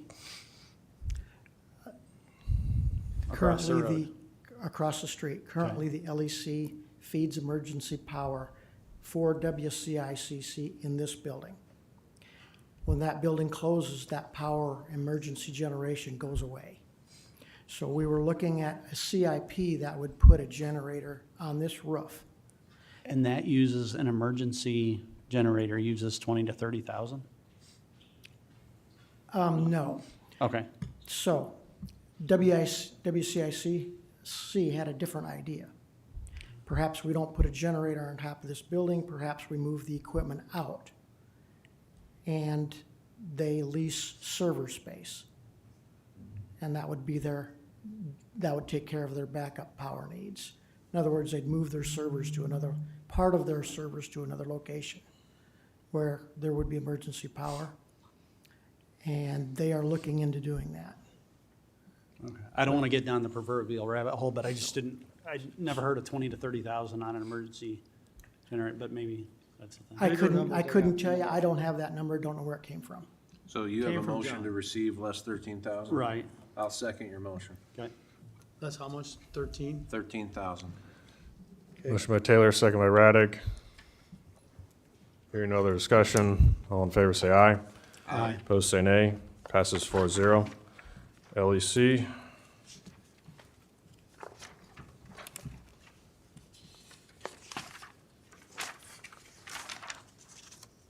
Again, the only, real increases you see are actual costs that we're passing along. The professional services are pretty much locked-in costs. The employee mileage, that's not that much of an amount, but that fluctuates. Small amount, so we're right back down to the natural gas prices again. Can I just ask you one, Kenny, if that's okay? On the custodial supplies, Yes, what's the current budget for that right now? Is that the 29,412? And do we Yes. make one-time purchases toward the end of the year? Is that the reason? Like, No. right, okay, no, we purchase product throughout the year. okay. So we had 23 back in FY '21, 17 for FY '22, and just under 8 so far this year. So my question is, yeah. doesn't look like we'll expend to the level of FY '21, but we're increasing to 30,294. You see where I'm at? Yes, and to actually step back 1 second. We don't purchase price for a large period of time normally. We did do that somewhat when we were going through COVID, and we were being told there was going to be shortages, and so we did do some of that big purchasing back during that time and did stock some items. Okay. But do you see where I'm just struggling? We haven't spent more than 23,000 the last 3 years. We're at Right. 29 right now, and we're going up to almost 31. Yeah. You're reviewing a budget here that we're gonna have that building vacated September 1st, with the exception of storage that Kenny told me about. And that storage of clerk files and court files needs to be moved to Trosper Hoyt. Trosper Hoyt's in a dilemma now. But this is a budget for a 12-month budget, assuming we're staying in that building to June 30th of '24. I don't think there's any intent we stay that long. As soon as we move out, isn't that building coming down, with the exception of what we do for storage? So this whole 700-some thousand is, that's for a whole year. You could reduce it by 75% is what you're saying almost. Well, I'm not saying that much, because we still got a storage No. problem. Okay. So we need to address this when we get farther down into in the new LEC budget. But you have to remember, I've got 3 employees' wages that are coming out of this facility. The other things you have to remember is, we can't turn off the lights the day we walk out the door. There's going to be ongoing expenses. We're still going to have, costs that you're not even seeing in these line items. There are going to be costs for decommissioning elevators, decommissioning. Some of that should fall under CIP. When we tear it down, Yeah. that's where we'll pay for it, just like we did Prairie Hills. We can do that if you'd like. There's going to be operating costs, like we'll still have to maintain the walks. So there's still gonna be some items attached to that building. That's why the sooner we tear it down, the better, because then we don't have to worry about sidewalks when we give it to the city. Then it's the city's responsibility. But we can't shut it off And September 1st. that's not really accurate either. Why would we maintain the sidewalks? City owns the property. After our we property. return that space to the city, Mhm. it's the county's responsibility basically into eternity to monitor the wells that are on that site. And take care of the permitting. So there's wells that go, that are near the aquifer, that are tied into That's the, for the re- Pioneer Bank, basically, that building. yes. So in order to come back to what we were originally, just if we're doing line item by line item budget, and we were talking on custodial supplies, we haven't spent more than 23. We're at 29 this year. We're suggesting to go up to 30. And yet we don't think we'll be there the whole year using is that a fair? That's a fair assessment. So if you're thinking about cutting a line item like that back by whatever it might be, 4 months or something, yes, I think that would probably make some So you're saying sense. 7,000 there? Yeah, or 10,000 off of the proposed 30. I mean, it still leaves you 20,000. So I'm assuming that, I mean, even then, that's more than was expended in all FY '22. Yeah. I don't want to leave you short. I'm not trying to. No, do I that don't, by I'm any not means. disagreeing with you. Okay. So we got 10,000 there, 11,000 from natural gas. Anything else anybody else found? All right, I'll move to receive less 21,000. Second. Motion by Raddick, second by Taylor. All those in favor say aye. Aye. Opposed say nay. Passes 4-0. Trosper Hoyt.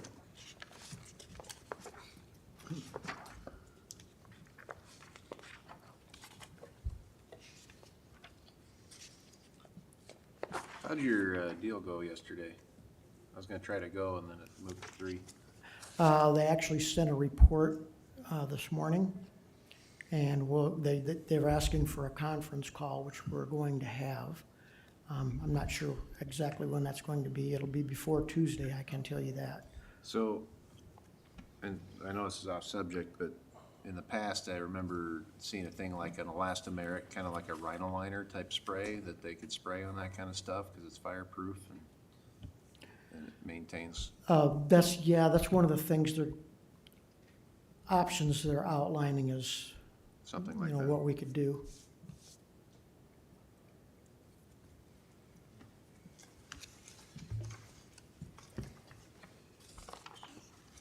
Can we, I'm sorry to do this, can we revisit the previous division? Yes. So can I just ask one more and then I'll get off of this? The water sewer, On the LEC, yeah. You said, what's your worst case scenario that we're not moved out of the building by a certain time? Or what's your best projection, still being if cautious? you're asking me to do my best guess, Mhm. and if I'm in your shoes, I would plan on 8 months of operation costs. So on the water sewer, would it be fair to say conservatively, we could go down by 25%? If nobody's flushing toilets and drinking water and, I would say yes. I mean, that's, I would say of the $85,000 budget to take $20,000 off of that. I realize we're gonna have expenses on the other. I just, again, hate to see us having leftover money there that, So another 20,000. yeah, and I apologize for catching that. Did you say 20? 20 out of the 80, proposed 85, just seems reasonable. So is that a motion? It is. I'll second. Then, just to keep consistent, why wouldn't you do that electric, light, and power too? Because you can't shut everything, you're gonna still have to heat and you probably At won't have 50 it. degrees maybe, but not at the heat you're keeping it Yeah. right now. And if the building shuts down, say 25%, 75% through the year, still got 25% you could save. And if the money isn't there, we come back to reserves. So how about in order to be cautious, the increase was $10,000 on the electric side? And maybe we just don't increase it. I am a little, you still gotta temper that building and I agree, not to the degree that you But you would don't if have you had. bodies in there to heat. All you're heating is a building to keep it from freezing the water lines. Correct? Right. Yep. You don't have Should reduce your cost quite a 234 bit. space heaters. But just being consistent with all your utilities then. Right. Shane looks like he has something to say. So I would say 30,000 then would be reasonable, 20,000 for the water and not increasing 10,000 for the electric. So that's on item B, Pat, an Yeah. additional 30,000. I'm just gonna change the amount when he comes up with one here. Okay. So grand total is 51,000 for item B. Is that what you got, Dennis? Yep. Yep. So that's a motion by Taylor, second by Randy. No. Motion by I'm Taylor. just going back to the original one for that budget, and it's gonna be 51,000, and it was Raddick and Taylor. Is there unanimous consensus? What? Are we asking for unanimous consensus to just accept that correction? Yes, please. Okay, it is hereby corrected. All right, Trosper-Hoyt. What's the reduction in natural gas? 5,000. Is there anything else? 9,000 you said? Five. Five. 5,000, okay.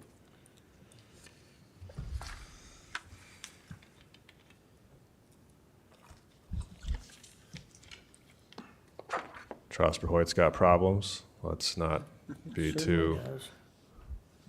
Nothing that this budget's gonna fix.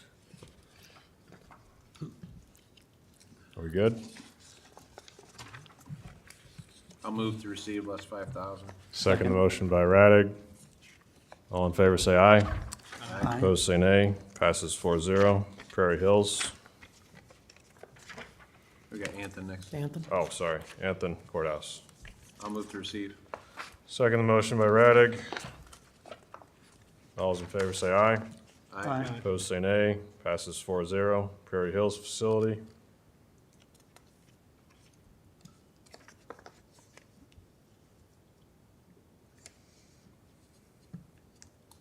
Move to receive. Second motion by Radig. Hearing no discussion. Yes. Just have a question. Can you give me the long-term for Prairie Hills as far as needing this budget year after year in the future projections? There's a building out there. Yeah, this is the training center. Oh, okay. Yes. Thank you. The other building is completely gone and Okay, ground's cleared. yeah. all right, thank you. It's just titled.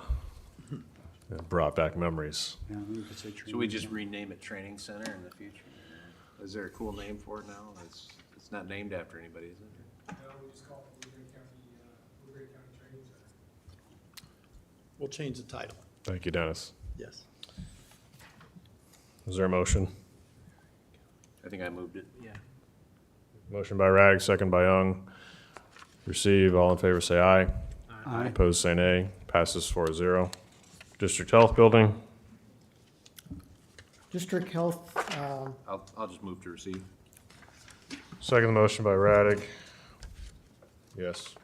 Do we have any expense through this year at all? yes, And it's just not, Hasn't shown up yet. it just hasn't hasn't shown shown up, up? but we do have some expenses, should have some expenses out of that. Really, the only expenses we incur out of that building are expenses that are on and above $2,500. So Siouxland District Health pays items that are underneath that. If they have it would take like a air conditioner compressor failure or something, when our costs would kick in. They had That's an why- HVAC unit the last time. That's why we left District Health at 22% instead of 20%, because they're covering the costs that Kenny's just talking about. Okay. Right, And CIP covers whatever else, if the board approves it. right. There is a claim that was just paid for 2,705 out of this line. Hearing no other discussion. All those in favor say aye. Aye. Opposed, say nay. Passes 4-0. Billing Services.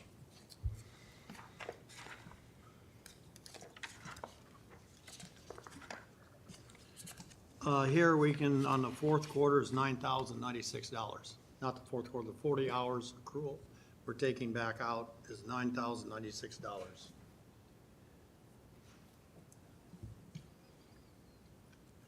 $9,096? Yep, $9,096.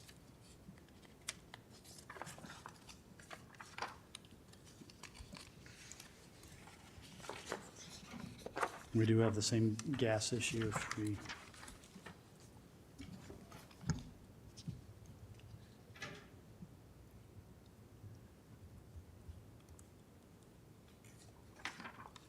You don't use a whole lot of gas up there, do you? Your building. Not a lot, I mean, They leave it in shows the- 18%, but 18%'s only 500 and some Yeah. dollars, so. Different number. Kenny leaves it at 50 degrees over there. I'd move to receive less 10,000. Second? Motion by Taylor, second by Radig. 10,000. 10,000. 10,000 even. So where do you want me to take the other difference out of the Natural heating? gas. Okay, Where did you take those from? I'm sorry. The two heating line items. Okay, the 9,096 is out of payroll, but that's something that doesn't affect your people at all. okay. Then the difference will come out of utilities somewhere. All those in favor, say aye. Aye. Opposed, say nay. Passes 4-0. Tri-View facility.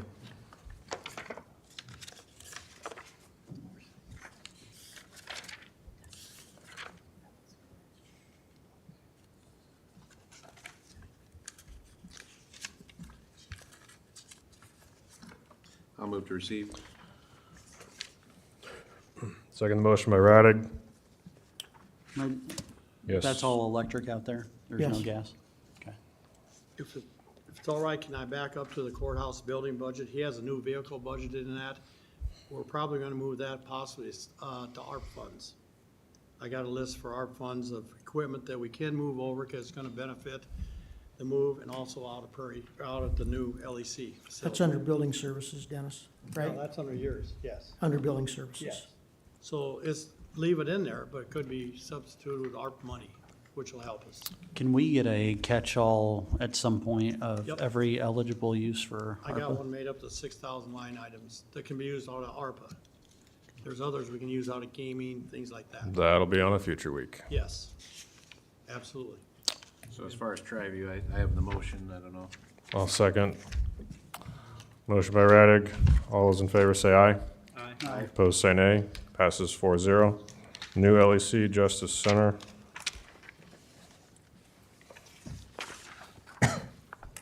This one's the biggest percentage increase over last year. It is. Yeah, I was given some help, thankfully, on cost projections for this new facility. The one thing I want to point out, again, is that we will be requesting 3 new employees in building services for this building. You're not seeing that on this budget. It hasn't been input on this budget. So I'll let Dennis speak to that quickly.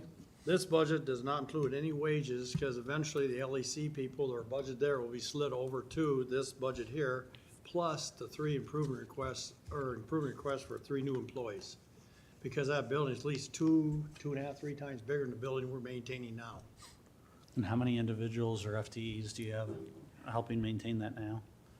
Currently, at the current LEC, we have 3 employees that are underneath the LEC budget. So those 3 would be carried to the new building, along with an additional 3.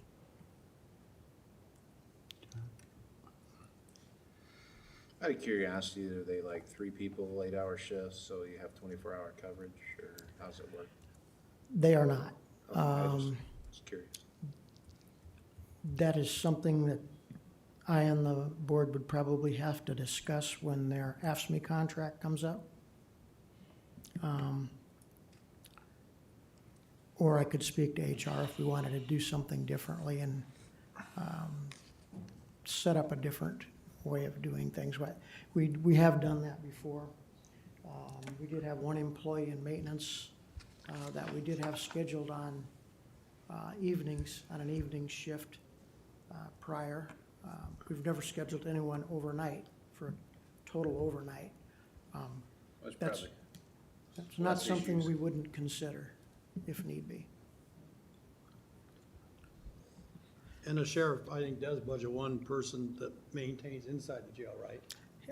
Yes, he does. We haven't worked through the logistics of all of this yet, but in my view, 2 of the additional people I am requesting for building services, at least one of those would have to assist in the detention area. So I'm completely respectful of what you said earlier on. You all have worked to come up with a 3 to 4 page budget, so I don't have any input on that as far as I'll just move to receive the way it is. second, but I have a question after that. So are we getting any sort of rebates back from going through the process with the white group or Yes. whomever? Dale with the Baker Group was good enough to drive all the way down here today and try to explain what their number projections for the new LEC are going to be. And so I'd like to give him just a couple of minutes with that, and then Shane can help him with the rebate part of your question. Okay. And it is related to the budget, just so, you know. Thank you, guys. Yeah, so the piece, I brought some handouts.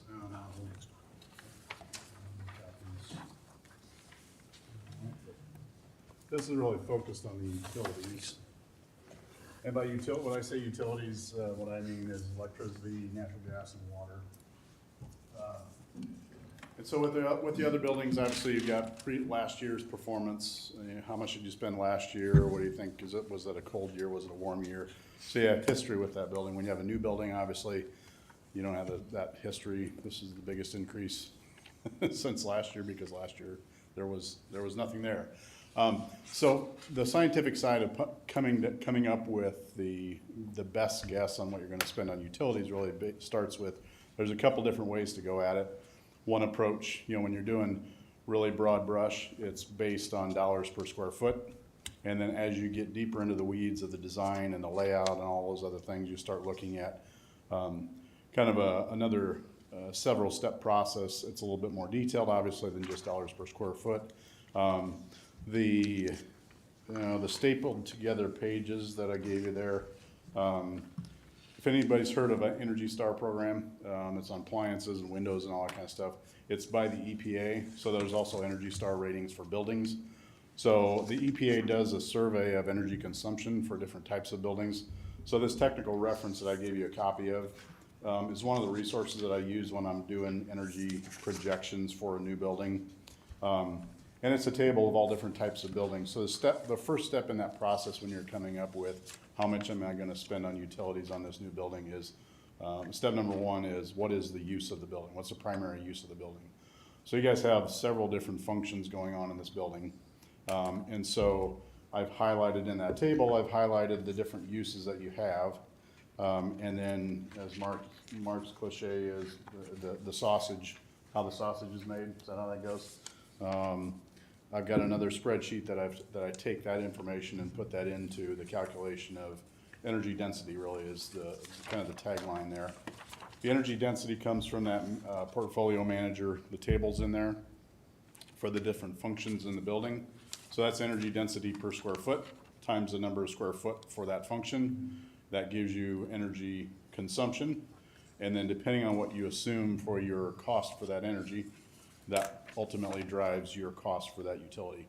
So there's several different functions there.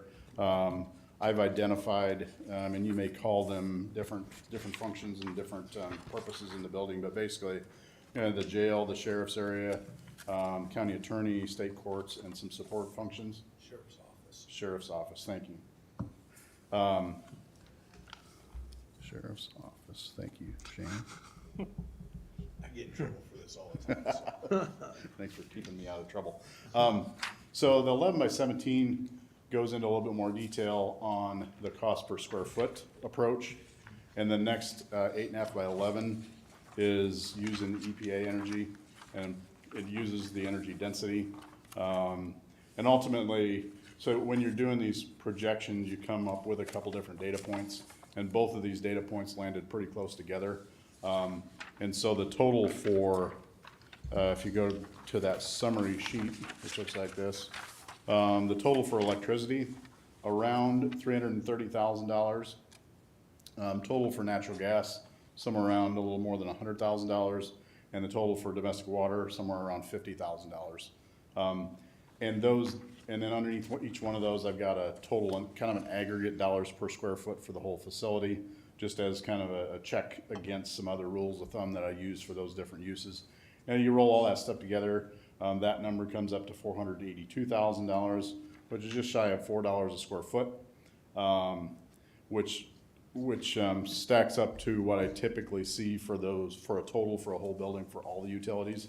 And then if you look at this last 8.5 by 11 sheet, that's the little bit more detailed version, starting with energy consumption based on the use space times the square footage. KBTUs is some language that us energy nerds use, KBTUs, kWh, therms. Some of those terms maybe you guys are familiar with, but ultimately the driver is figuring out financially what does it cost. And so I've got it broken out, electricity and natural gas for each one of the building use types. And the total at the bottom for electricity, $354,000 compared to my previous sheet of $330,000. And then on natural gas, I've got $91,000 compared to $102,000. So you kind of use those different data points and say, all right, which one do I want to pick?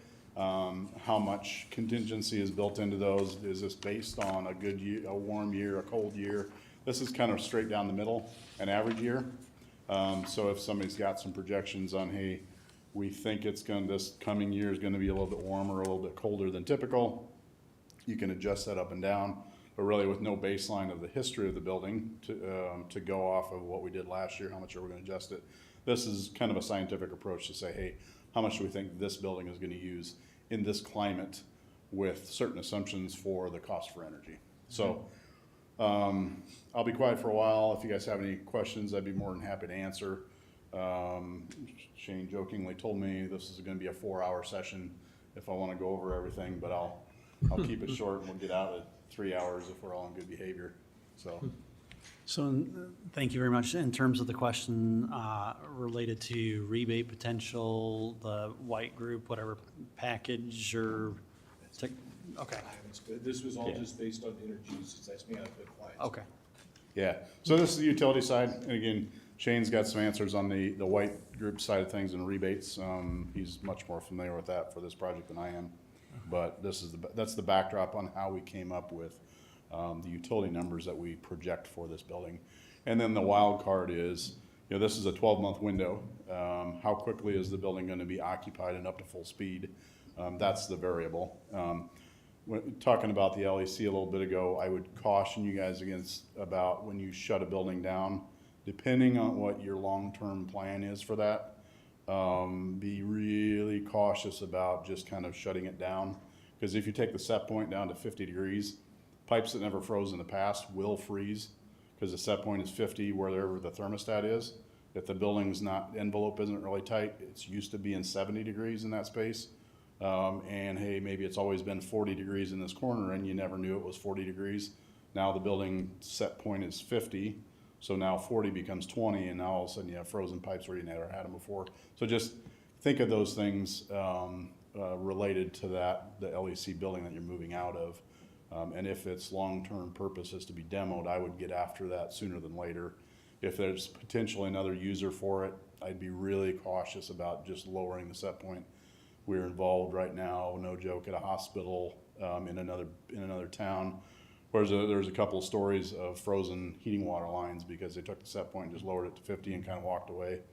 And there's, I don't know, hundreds of thousands of dollars worth of damage. Saved a little bit of money on utilities, but did a lot of damage with frozen pipes. So just kind of a word of caution on that. And if Kenny's got any questions, we'd be more than happy to be a resource to help make some of those decisions, but just something to think about. To your rebate question. So when we were designing the building, we worked with, it used to be the white group, it's not. Wilden Group. We worked with them, we had a good, better, best approach. They offered us 3 different paths that we could pick. We didn't pick the best because it didn't make financial sense, and we didn't pick the good path either because it was not good enough, so we picked a hybrid kind of between both of them. Right now, our rebates are sitting just less than $100,000. Those rebates won't come into play till after they do the study of the building once we finish. So that's the cumulative total of everything? Yes. Okay. So what Shane meant by good, better, best, if you don't know, is these were equipment choices that the Wilding Group would allow us to use to apply rebates to. And so they gave us a good, better, best. You can use this piece of equipment, which is the gold standard, or you can use the middle of the road, or you can use this that might not meet your future needs. We looked at it through dual switching on lights as well. I mean, it wasn't just heating, we looked at the lights, we took their whole package, and they evaluated it based on our plan, including our parking lot lights and everything. And we did the design based on what we felt was the most economical and best choice. So when's the projection of when, best case scenario, that check could be cut? That check, best case scenario would be 6 months after the job is complete, so you'd be looking at March of '24. The reason I ask that question is that a revenue that this board can plan for? Will it go to the authority or will it go to the county? That would be my question. So right now, and that's not my place, but it's, right now, it's filed in the name of the authority, because the authority is the owner of the building. But that'd be money they haven't anticipated, so that'd be additional monies available to them that could be used to, at the end of the project, eventually work its way back to the county. Yes, yes. Yeah. And I guess the only reason I bring it up, and I know we talk about kind of nickel and diming, but $100,000 is a lot of money.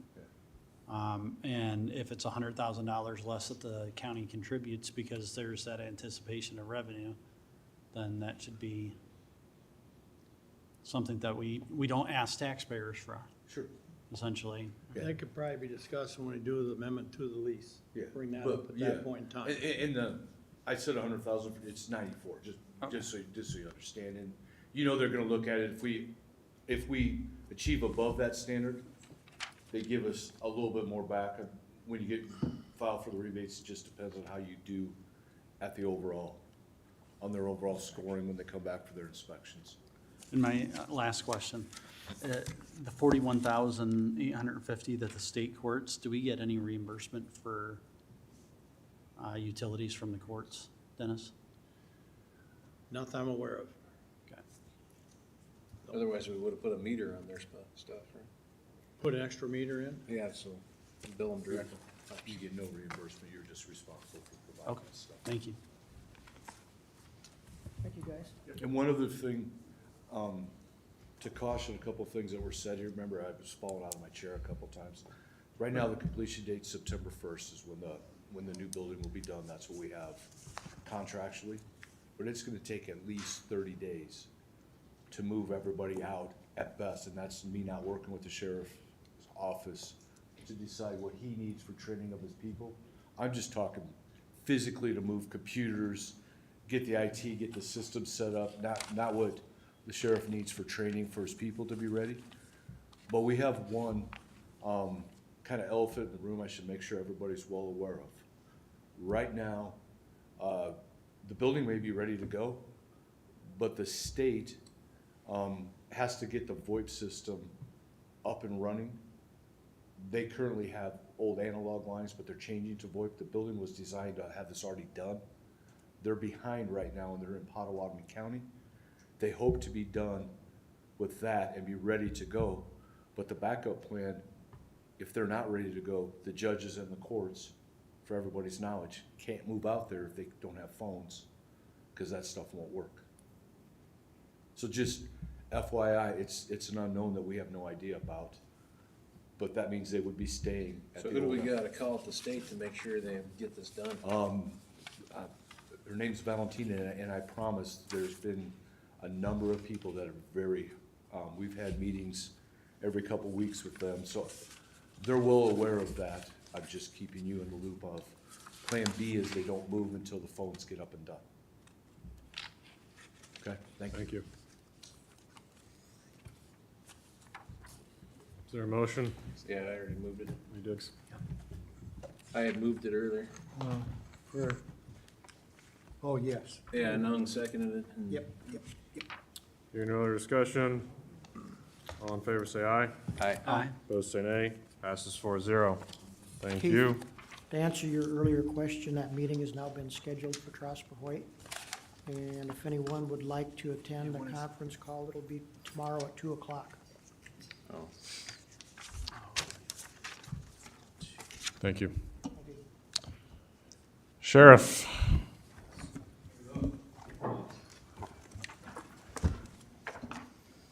Dennis, you gotta have a number on this one, right? 79,000. 79. And we're a total today of 1,057,141. What was the total? 1 million? 1,057,161.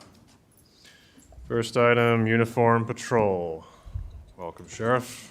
Yes, good afternoon. I was on nurse duty. One of my children had their teeth pulled last week and was unable to attend your swearing in, so this is the first chance I've gotten to congratulate you and Matthew on your reelection, so congratulations on that, and here we go. Thank you. I'm here to answer whatever questions you might have for me. Start off, Dennis, could you repeat that number? You said 79,000? Yes, that we've cut. No, out of no, Building this- services. We're Oh. talking 40-hour work. Oh, week. there's none in this Okay, department. thank you. Oh, No. okay. And this department basically is all wages.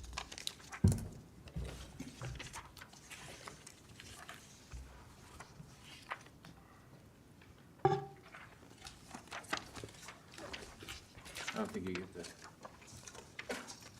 I think it was 59,000 in building services. I had 70. Oh, yeah, you're right. So we add that 20. Oh, yep, that's where I Okay. screwed up.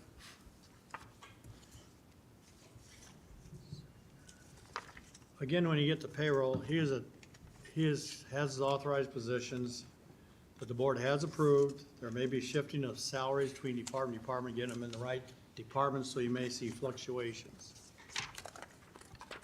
I think you saw that last year, kind of for the first time. It used to just kind of be the practice to just leave everybody where they were, and for me, it made it easier to have them where they actually were in the budget. That way, anybody that was looking at what our priorities were, they could look at a budget and say, okay, they've got more people here and fewer people there, and so we've tried to keep up with that. And I think we're current right now, right, as of right now. A lot of it's still just, employee costs and insurance costs and everything. Yes. Yep. What was 17,000, 16,000 was insurance. That's just going from single to family and can't help it. Right. I'll move to receive it. Second. Motion by Raddick, second by Taylor.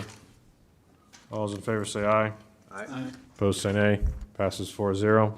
Highway safety grant. In and out. Move to receive. Second. Second by Raddick. All those in favor say aye. Aye. Opposed say nay. Passes 4-0. Investigations. Wages. That's all it is. Well, we get 20 grand in revenue. I believe that's overtime for the person that's at the task force from the feds, DEA. Move to receive. Second motion by Raddick. All those in favor say aye. Aye. Opposed say nay. Passes 4-0. Drug task force. Hold on, let me back up just for clarification, because the next one's task force. Is that 20, is that for Homeland Security?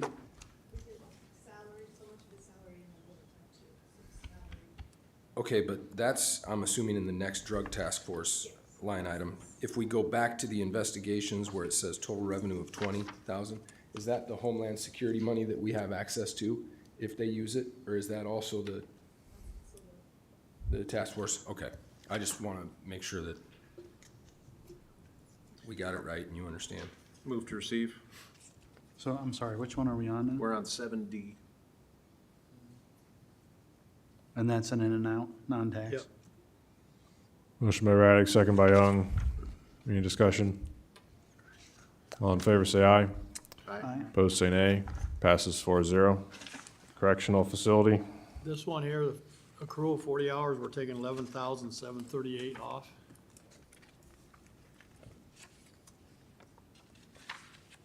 Did you say 11,730? 11,738. Okay. That's just money we put extra Yep. in there, Yep. they changed. The auditors did, so.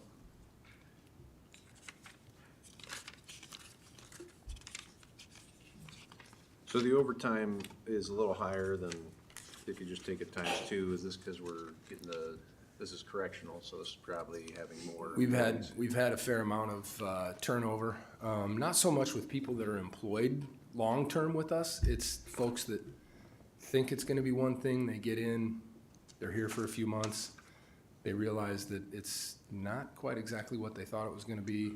It doesn't smell like a normal workplace, doesn't sound like a normal workplace, and that's really, I would say, the majority of our turnover has been, folks that are less than a year.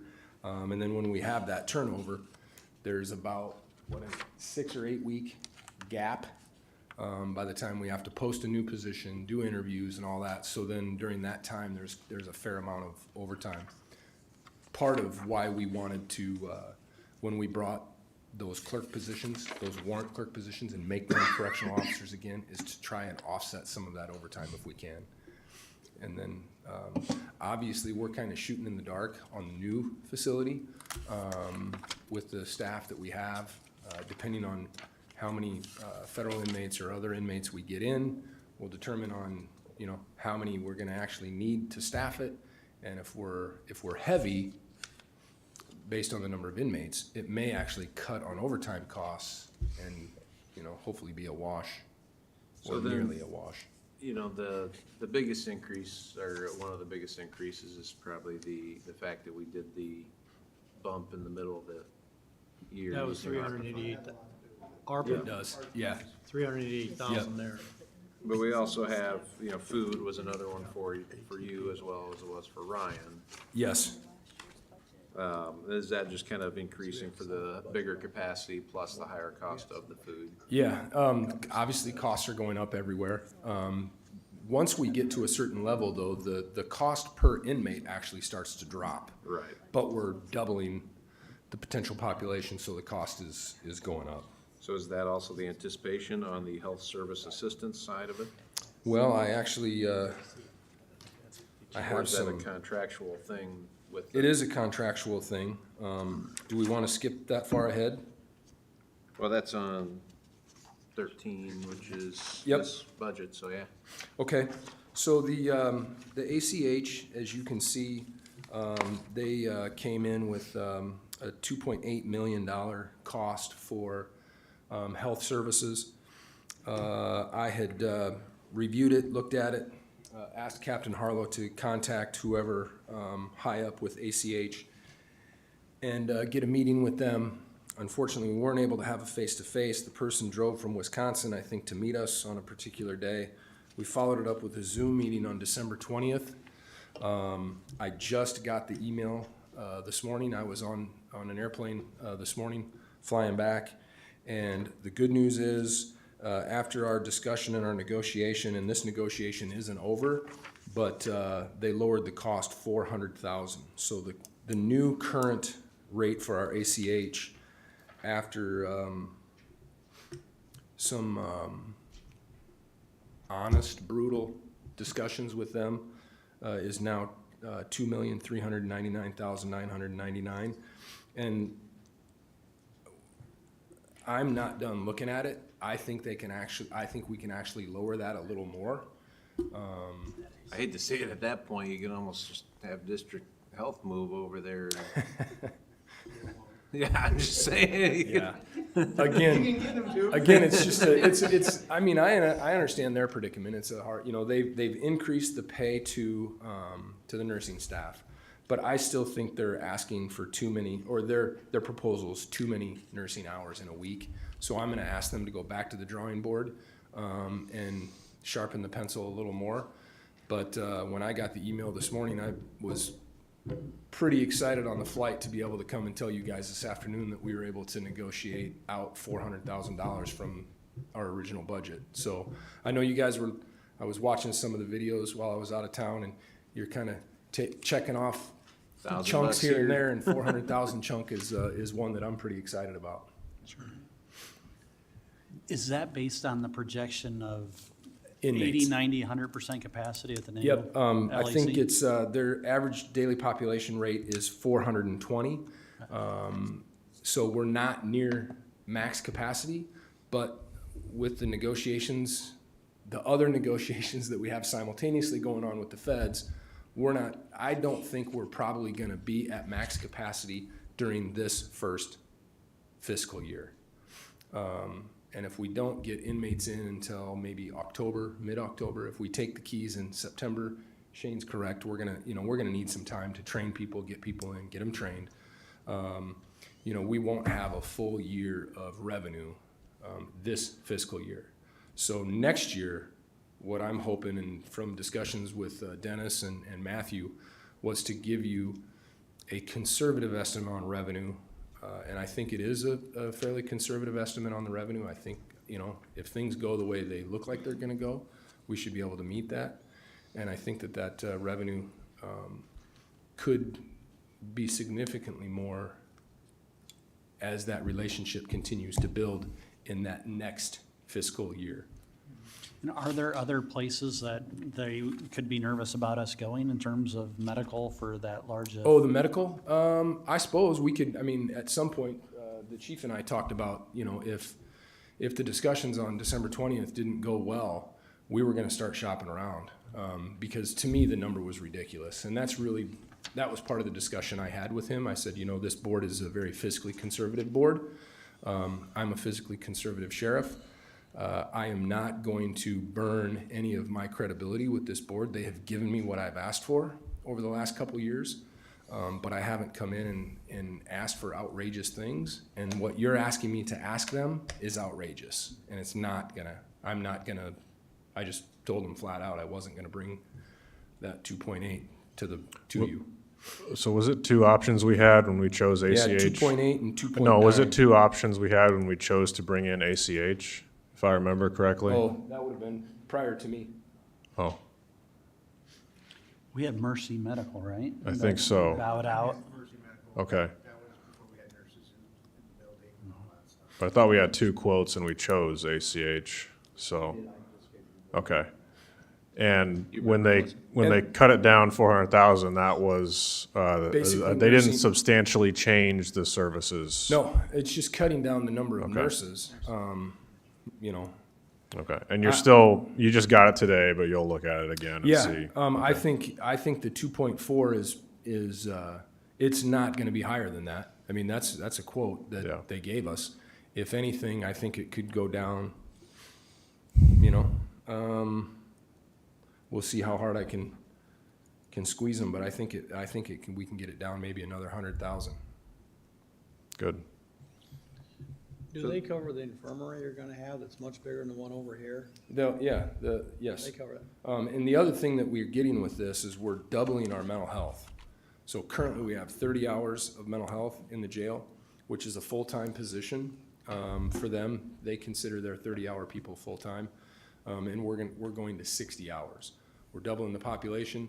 Mental health is certainly not going away for us in the jail, and it is a huge problem for us in the jail. So that expenditure, I didn't want to cut because I told him that I felt the board would be receptive, especially in today's climate, with offering double the mental health services to the inmates. And if that, that can cut down on injuries to the correctional officers, injuries to other inmates, lawsuits, all kinds of things. Probably something you could help in getting a rate from the feds as well. The fact that Oh yeah, absolutely. And there's other things that Shane left, but there's other things that we're looking at. We've talked to Shane about adding like a dental chair.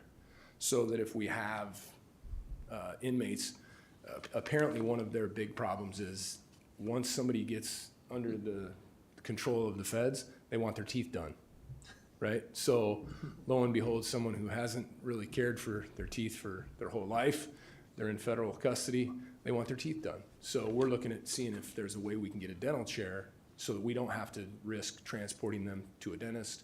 Bring the And dentist so- into them, Right, yep. get the grills. So there are a lot of things, and I can't say it's all me. I mean, I've got my administrative team here that help me work on the budget, and I think the budget that you see in front of you is, we have gone through it multiple times. We have tried to be as good of stewards as we possibly can with the money of the taxpayers, and we're going to continue to do everything we can to provide all the services that are expected of us, but at a cost that you all would be proud of and that we can be proud of. So, Just had that's good news, isn't it, Dennis? Yeah, I didn't that's even, great. I didn't even have a chance to talk to Dennis about it. Yeah, 400,000, not chicken feed. If we hear about it before Dennis, that's, Yeah, well, I raced to get back here, so Good thing we moved you to the back end. I appreciate it. Yes. So, I guess it's probably something I always ask every year, one of us does. We got maintenance contracts, 44,000, and contractual services, 72,000. Looks like pretty comparable to most years. What are those exactly? What page are we on? That is on page 14. And it's, It's our live scan machine for our fingerprints, it's our x-ray machine for scanning humans. It's all the equipment that has to be upkept and updated and all that. And laundry, okay, she's just told me laundry. all right. Well, I'll move to receive less 411,739, 411,739. Second. motion by Raddick, second by Taylor. Any discussion? Yes. My only question is, as far as the revenue on the federal prisoner side and the projections, is that something that's in? It's embedded in our debt service, and again, this will be taken care of hopefully through our amended lease with the county city. There's a plan there to take all the federal money and put that into debt service and make the split after we reach the principal and interest, but that's being Can we- negotiated all the way around. Can we talk about that now? Is it, since it's part of budget, or would It's you part of rather not? budgeting. I would like to, So about a month ago, I called Dennis and we're talking about the 80-20 split. To me, depending on what the revenue is, their original projection way back when, they were hoping to get, I think it was 367,000 a year into that maintenance fund. The 80-20 split based on what their projected revenue at that time was, which I think was $85 a day times 50 beds or whatever. Their original projection was 360,000. Over 20 years, you can do the math, whatever it is, about 7 million, I think, or something, give or take. So we're talking about revenue that's gonna be, if everything goes the way I think it's gonna go, significantly higher than that. So I brought up to Dennis, to me, it makes no sense to have $20 million in a maintenance fund for an LEC. I talked briefly to Ron and Shane, haven't had a chance to really talk to Kenny. What I thought we would do is either cap the annual amount, right, or cap an overall amount.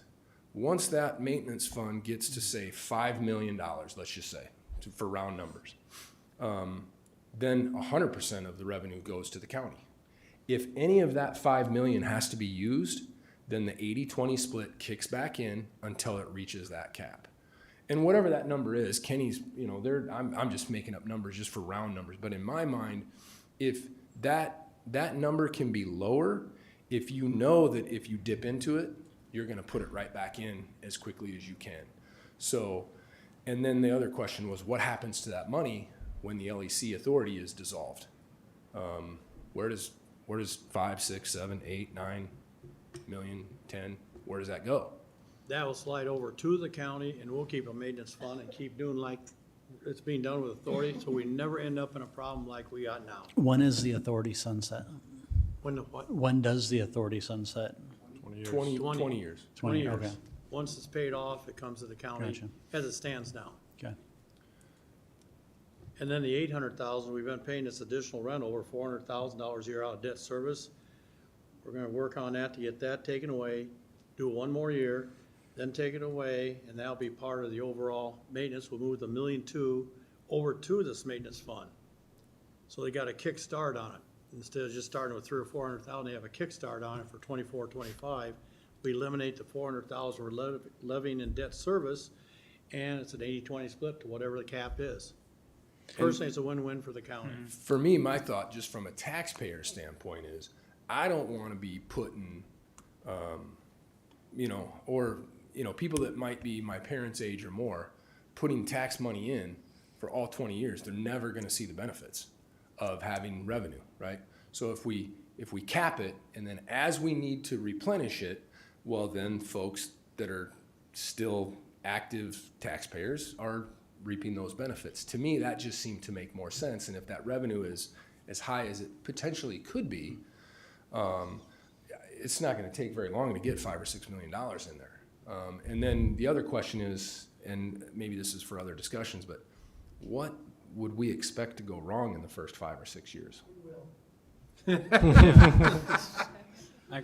And how much of that is covered under, warranties and stuff like that? And so what, I guess you all, that's not it's outside my lane, but from a taxpayer's perspective, to me, it was just something that, I was kind of thinking, I don't see a need for a $20 million maintenance fund. Yeah, everyone I've spoken to separately about it agrees, and I don't know if we just need to call Ron and ask him to have the attorney start drafting something or what. I mean, if everyone's in agreement with this idea, then I think we can go ahead and make a call tomorrow to Ron and say, let's get it rolling. why wasn't he called yesterday? That's my point. Just The big hangup is probably the two entities get together on the cap. Right. We have 5 million, some things should be, or 10 million. We need to come together and get the cap for that maintenance fund. Otherwise, I think everybody does agree, it's just putting it down in words and in writing, pass it. Also, down the road, we have up till June 1st probably to adjust taxes lower. If Chad is lucky enough and through his negotiations get a firmer number that we can actually see more revenue coming in, we could reduce our debt service levy by June 1st if it's possible. But right now, it stands at the $1,250,000 we put in. Yeah, just as an estimate, yeah. so for now, without any changes, there's a conservative number of $1,250,000 put in through debt service, Correct. and that's subject to the 80-20 split. Yes. If we get this passed through, it stays all in the debt service. And that we hope we get through in January here. So it's done before we're done with budgets. Otherwise, we get 80% of that. Yes. Okay. We lose 240,000 if we can't get this done, but rest assured, we're gonna do the best we can to get this done. Are you at a point where you want to say anything else about that number, or are you still working? Still working on it, so we're still working on it. The relationship is good. There are some federal inmates that have been, they've moved some into our current facility to continue to foster that relationship. So I think unless things have changed in the last week, I was gone this week, but everything's good. Yep. So in the current budget book, Dennis, did you make up the numbers like we're doing the 80-20 split on that, or that we're getting all of it? All of the conservative number. So that's pending Pending the amended lease. amended lease Yep. by hopefully budget publication. Yes. Oh, absolutely. I'd like to get it done this month. Okay, well, let's all call Ron tomorrow, Okay. all of us. The last especially time you I guys spoke say to you're him, agreeing. it was really just an issue of, I think him and Shane were gonna come up with a number Okay, that they thought was a good number The cap. for the cap. The cap. okay. And I don't know if they've talked to Kenny about any of that or not, or if you guys have had Last I heard was discussions. around, the last meeting we had, Monday was around 8-10 million. But if we get the numbers potentially down the road. 5 is, if you. 5 is a nice even number. We're talking I about like even. 5 a lot better, 'cause we'll get If you there say quicker. 10% of the initial, I know it went up to 69, but to me, that seems like a And that's reasonable. Five, 6 I million. think that's what Tony and I had talked Yeah. about, you know, what's, like, is a 10% of the initial building cost, Right, is that sufficient? And I don't know what, I can't remember what the actual building cost is. Be around 6 Taking out million. services and 6 million. the, you know, all that other stuff. So even if we had a 5 million cap, we would, and they amended the lease, it would, We'd still get 100% to pay the principal and interest. After that, then the split kicks in. oh, after the interest is Yes. paid. Okay. And additional rent for this next fiscal year, and we want to get rid of that for 24, 25. Okay. All right. Yeah, no, we've been, we've had a lot of balls in the air and irons in the fire at the same time over the last couple months, so these guys have done a lot of work too to help me, so I appreciate all the work they've done. So are we on to F? We're ready to vote. No other discussion? Oh, we never had a vote on E? I don't think so. Nope. Okay. All in favor, say aye. Aye. Opposed, say nay. Passes 4-0. Passes 4-0 to reduce by 400. All right, next, administration. Okay, here we can cut 10,998 for the accrual. You say that number again? 10,998.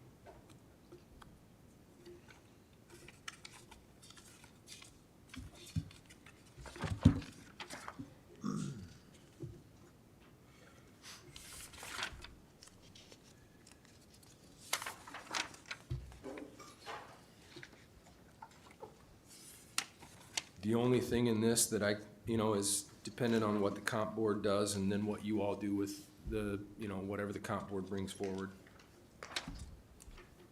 Cause what's that plugged in, Dennis? I guess I don't even know. What's that? What's the increase for the, Actually, we've been put 3% across the board for everybody, okay, and that's subject to change with the comp board and sure, board decision. yep, nope. And again, there's gonna be some thoughts on funding mechanisms, not changing this budget, but possibly funding certain items out of this budget. With, As soon as we make a decision, if we wanna fund 60,000 out of gaming possibly, because there's 300,000 for cars in here. Yeah, I was just gonna ask. oh, equipment, you mean? Yes. Well, we Yes. typically handle that all under a One gaming shot, yep. item. Then I'll make a list of yeah. everything under the 6,000 that we can fund out of gaming. So I noticed the professional service went up 10 and repair and maintenance went down 10. Are those kind of related? Where are we at here? That is on page 17.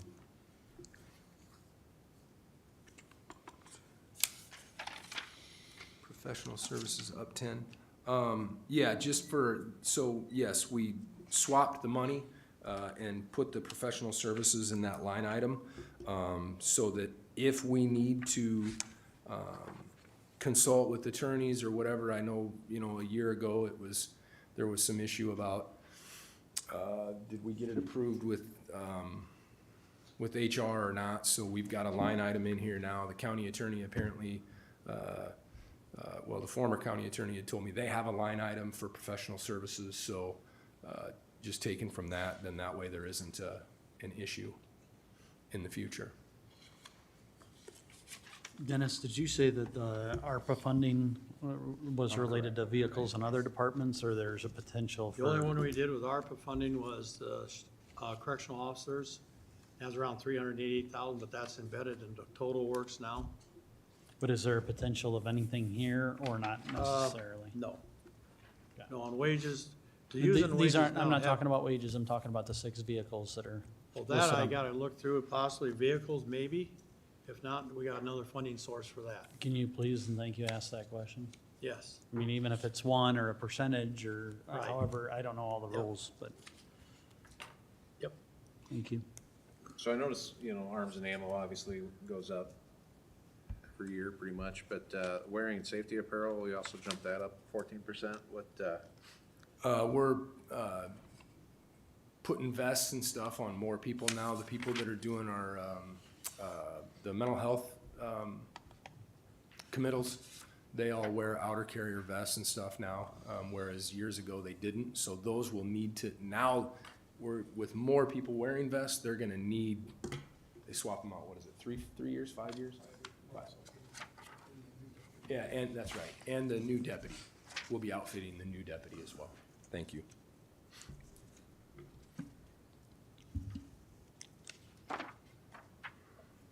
That possibly could be ARPA maybe.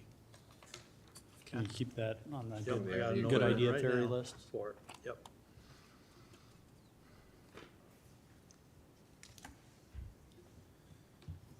So I'll move a reduction, I'll say 11,000 even, and find $2 somewhere else.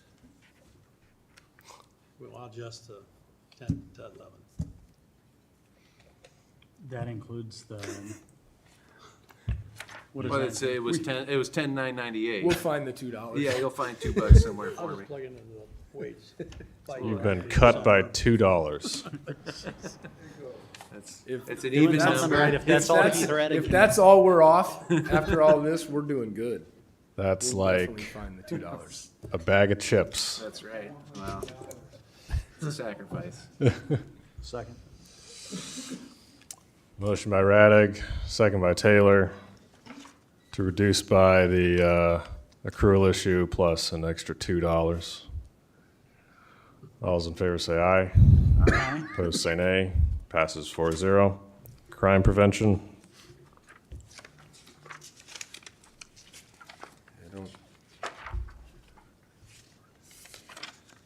No adjustment in this one. I'll move it. Second motion by Taylor to receive. All in favor, say aye. Aye. Opposed say nay. Passes 4-0. Civil division. 1,690. 1,690. So moved or reduced by that much? I'll second the motion by Taylor. All those in favor, Aye. say aye. Opposed say nay. Passes 4-0. Courthouse security.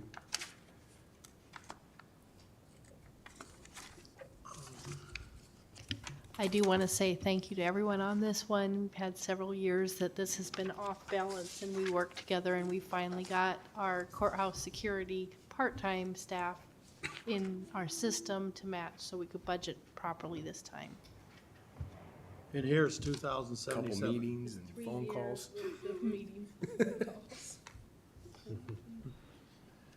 2,077. So is that why, okay. Does this reflect a an additional employee then? New deputy, the new deputy that will be assigned to this courthouse. Once we, well, they're actually, we're probably gonna start somebody pretty, maybe.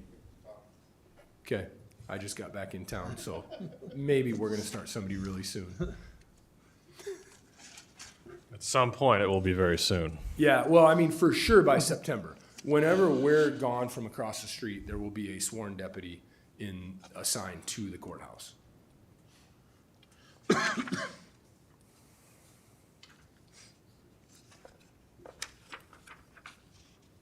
And then the improvement request reduction of 47,000, is that because that was a one-time expense for, I'm on page 23.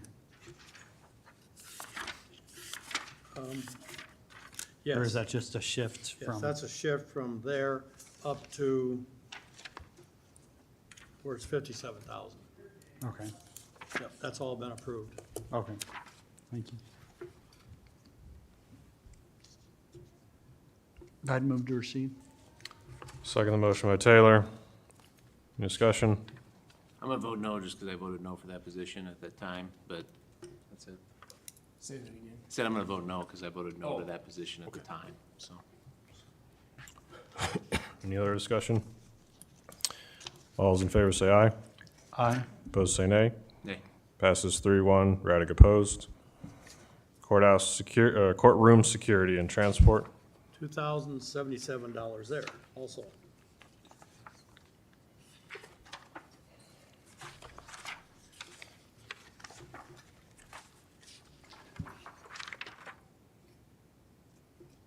How do you see the cost changing with the move?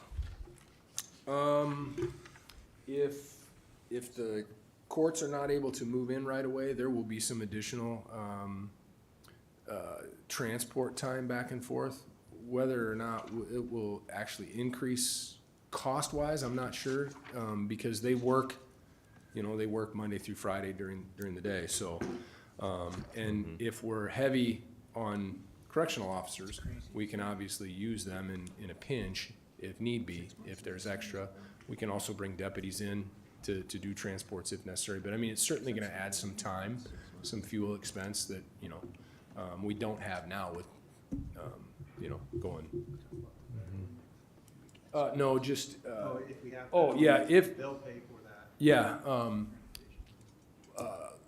well, not if they take the all-inclusive, which some of this I don't want to discuss publicly yet, but there's a potential for some additional transport costs depending on how many federal inmates there are, and depending on which of the two options they choose that we're in the process of submitting to them.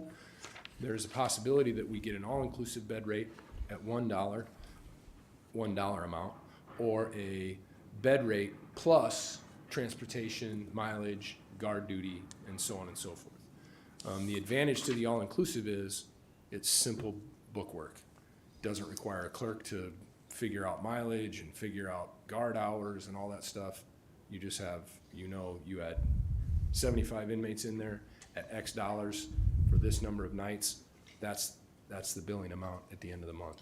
So it's possible you could be coming back during this budget season to request an increase to transport? Because this isn't baking Right that now, I would say assumption in. right now, I don't have that plan. If that does become an issue, the revenue is gonna be high enough at that point that Right. I don't think you would be Right. disappointed that I had to come back and ask for transport. Right. But I'm kind of being cautious in this fiscal year, which is really only gonna be 9 months maybe, that they're gonna trickle people in. So I have a curiosity question here. Sure. On the gas and oil line 25,000, on page 26. I see 20 to 21, 19,336 for the whole year. Then activity year to date is 19,864, so our 6 months is actually higher than the whole year. It looks like it is, and I'm assuming that that's just because fuel costs have doubled. Yeah. Also, the state quit bringing. Oh, yeah, the bus. So we have to always drive Okay. down there instead of them coming here, yeah. Okay. Chad and I discussed the purchase of 2 cars.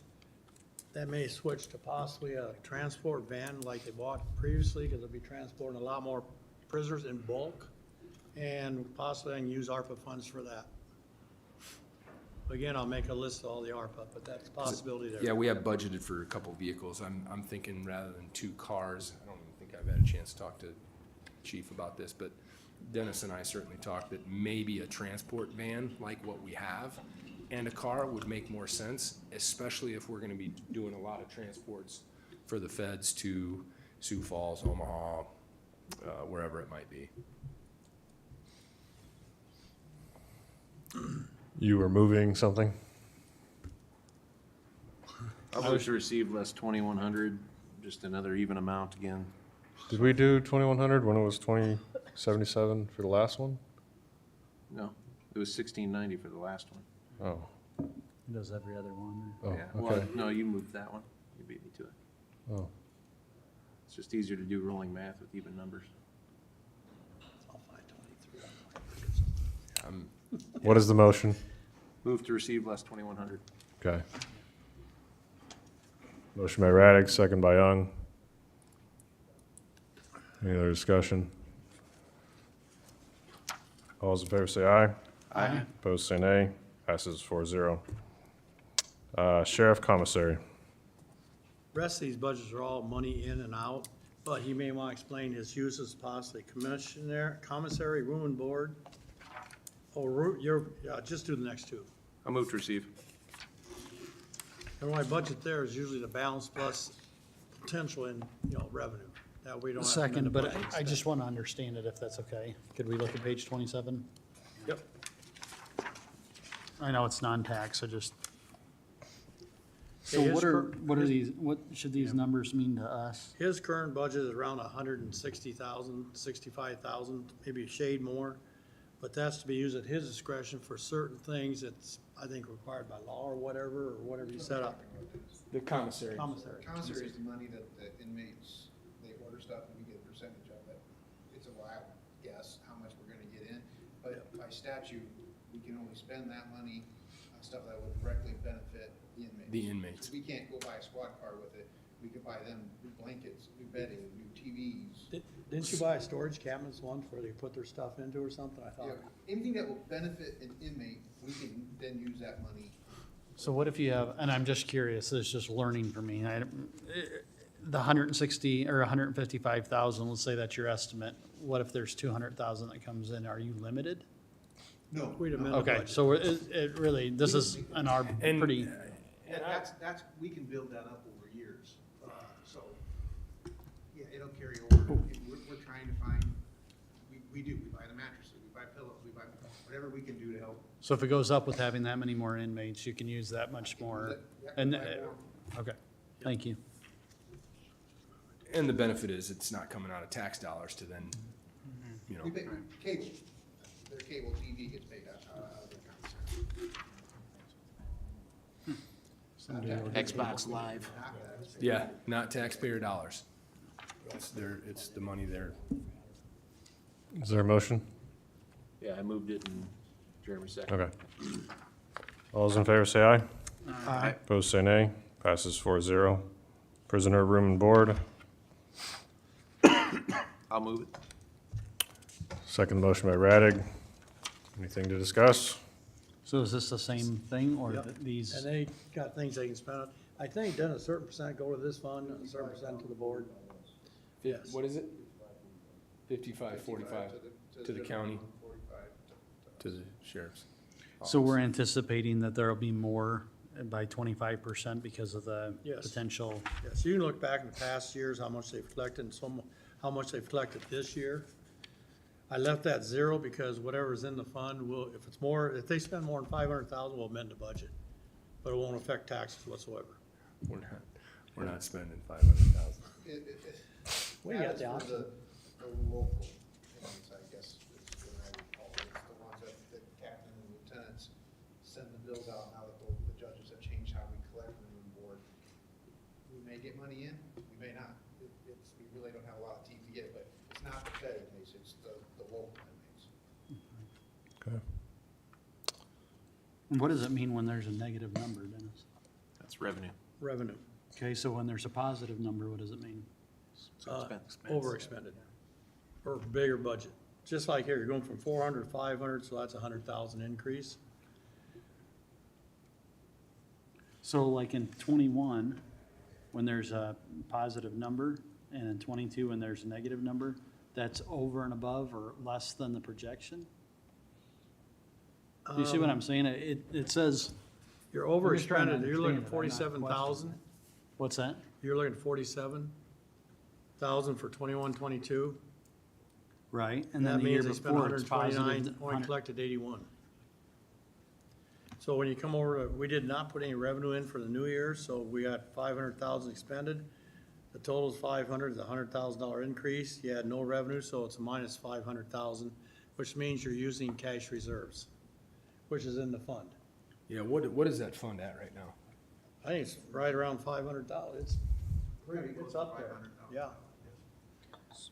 It's a chunk of change. Because it just rolls over. Oh, yeah, just keeps perpetual, just keeps Yep. going on forever.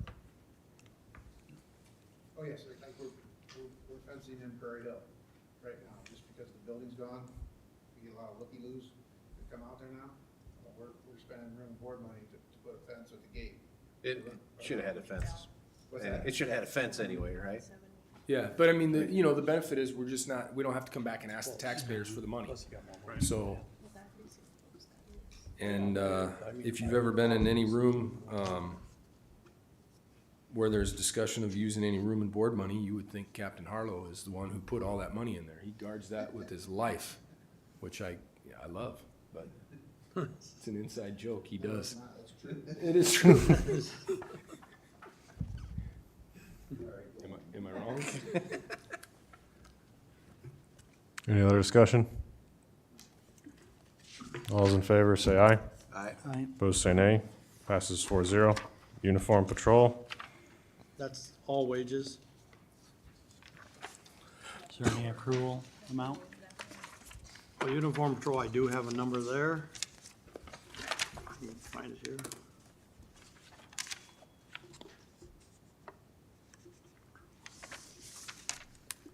I don't have a number. It wasn't on the spreadsheet here. It were Fund 11, all this is, there is none. And there's not appointed deputy in there anymore either. That's gone. We're good. Okay, I'll move to receive. Second the motion by Radig. Any other questions? All in favor say aye. Aye. Opposed say nay. Passes 4-0. Sheriff forfeiture. I'll move to receive. Second for discussion. Okay. What's the miscellaneous? That money there, again, is spent at the direction of the sheriff, basically. It could be used for, once I heard, buy money, or, it's stuff he can use. Forfeiture money? Yeah. By law, it has to be anything that is not budgeted. We can't use that money for anything that is budgeted. It's something outside of the budget. I was just curious. 'Cause It's it like went up sheriff's 60. gaming money. So basically, This it's like is an balance. allowance. Yeah, it's carried over every year, and that's his balance to pay, or to use. Again, that stays in the fund, keeps growing if he doesn't spend it. And what is it at now? 60? 60. Probably don't want to call it sheriff's gaming, then people will think they're running a casino in the jail. Right. Any other questions? All in favor say aye. Aye. Opposed say nay. Passes 4-0. Dare donations. Move to receive. Second. Motion by Radig, second by Taylor. Anything to discuss on dare donations? A lot of round numbers here. Looks good. Move to receive minus, oh, we already moved. Minus $0, another round number. All in favor, or did we move? We didn't Yeah, I move moved yet. it. You did? He's second. Okay. All in favor, say aye. Aye. Opposed, say nay. Passes 4-0. Anything else for the good of the cause? What's our, What's the total number? Do we have Total a- number is Let's try. 1.421426. Just for the sheriff? Oh, for the sheriff, it's Yeah, sorry. 426,529. Are those Dennis approved numbers?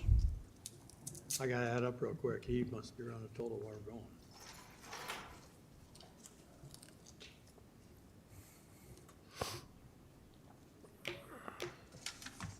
you're 30% of it. Say that again. You're 30% of it. Yeah, yeah. Yeah, and like I said, we're not done. It's gonna, I'm fairly confident it's gonna be more. 429,085. I have 426,529. So we had 411,739, Yep.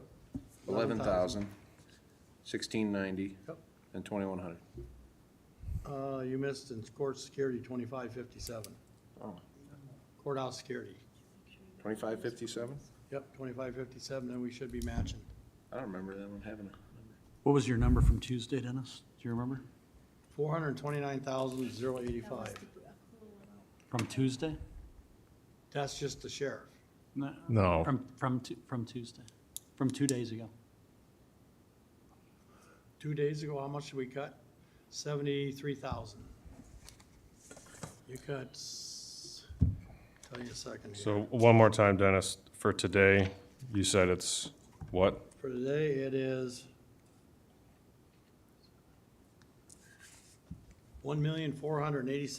$1,486,246.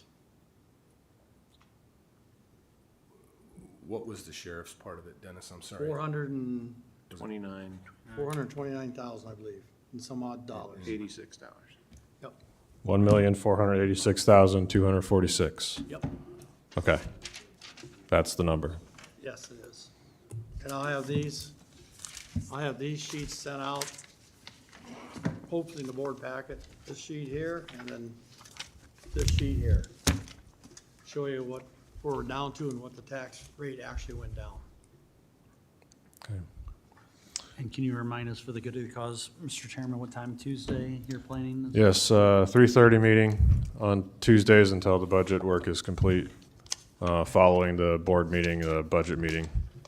And Thursdays or no Thursdays? No, I don't think we need Thursdays at this point. Okay. All right, anything else for the good of the cause?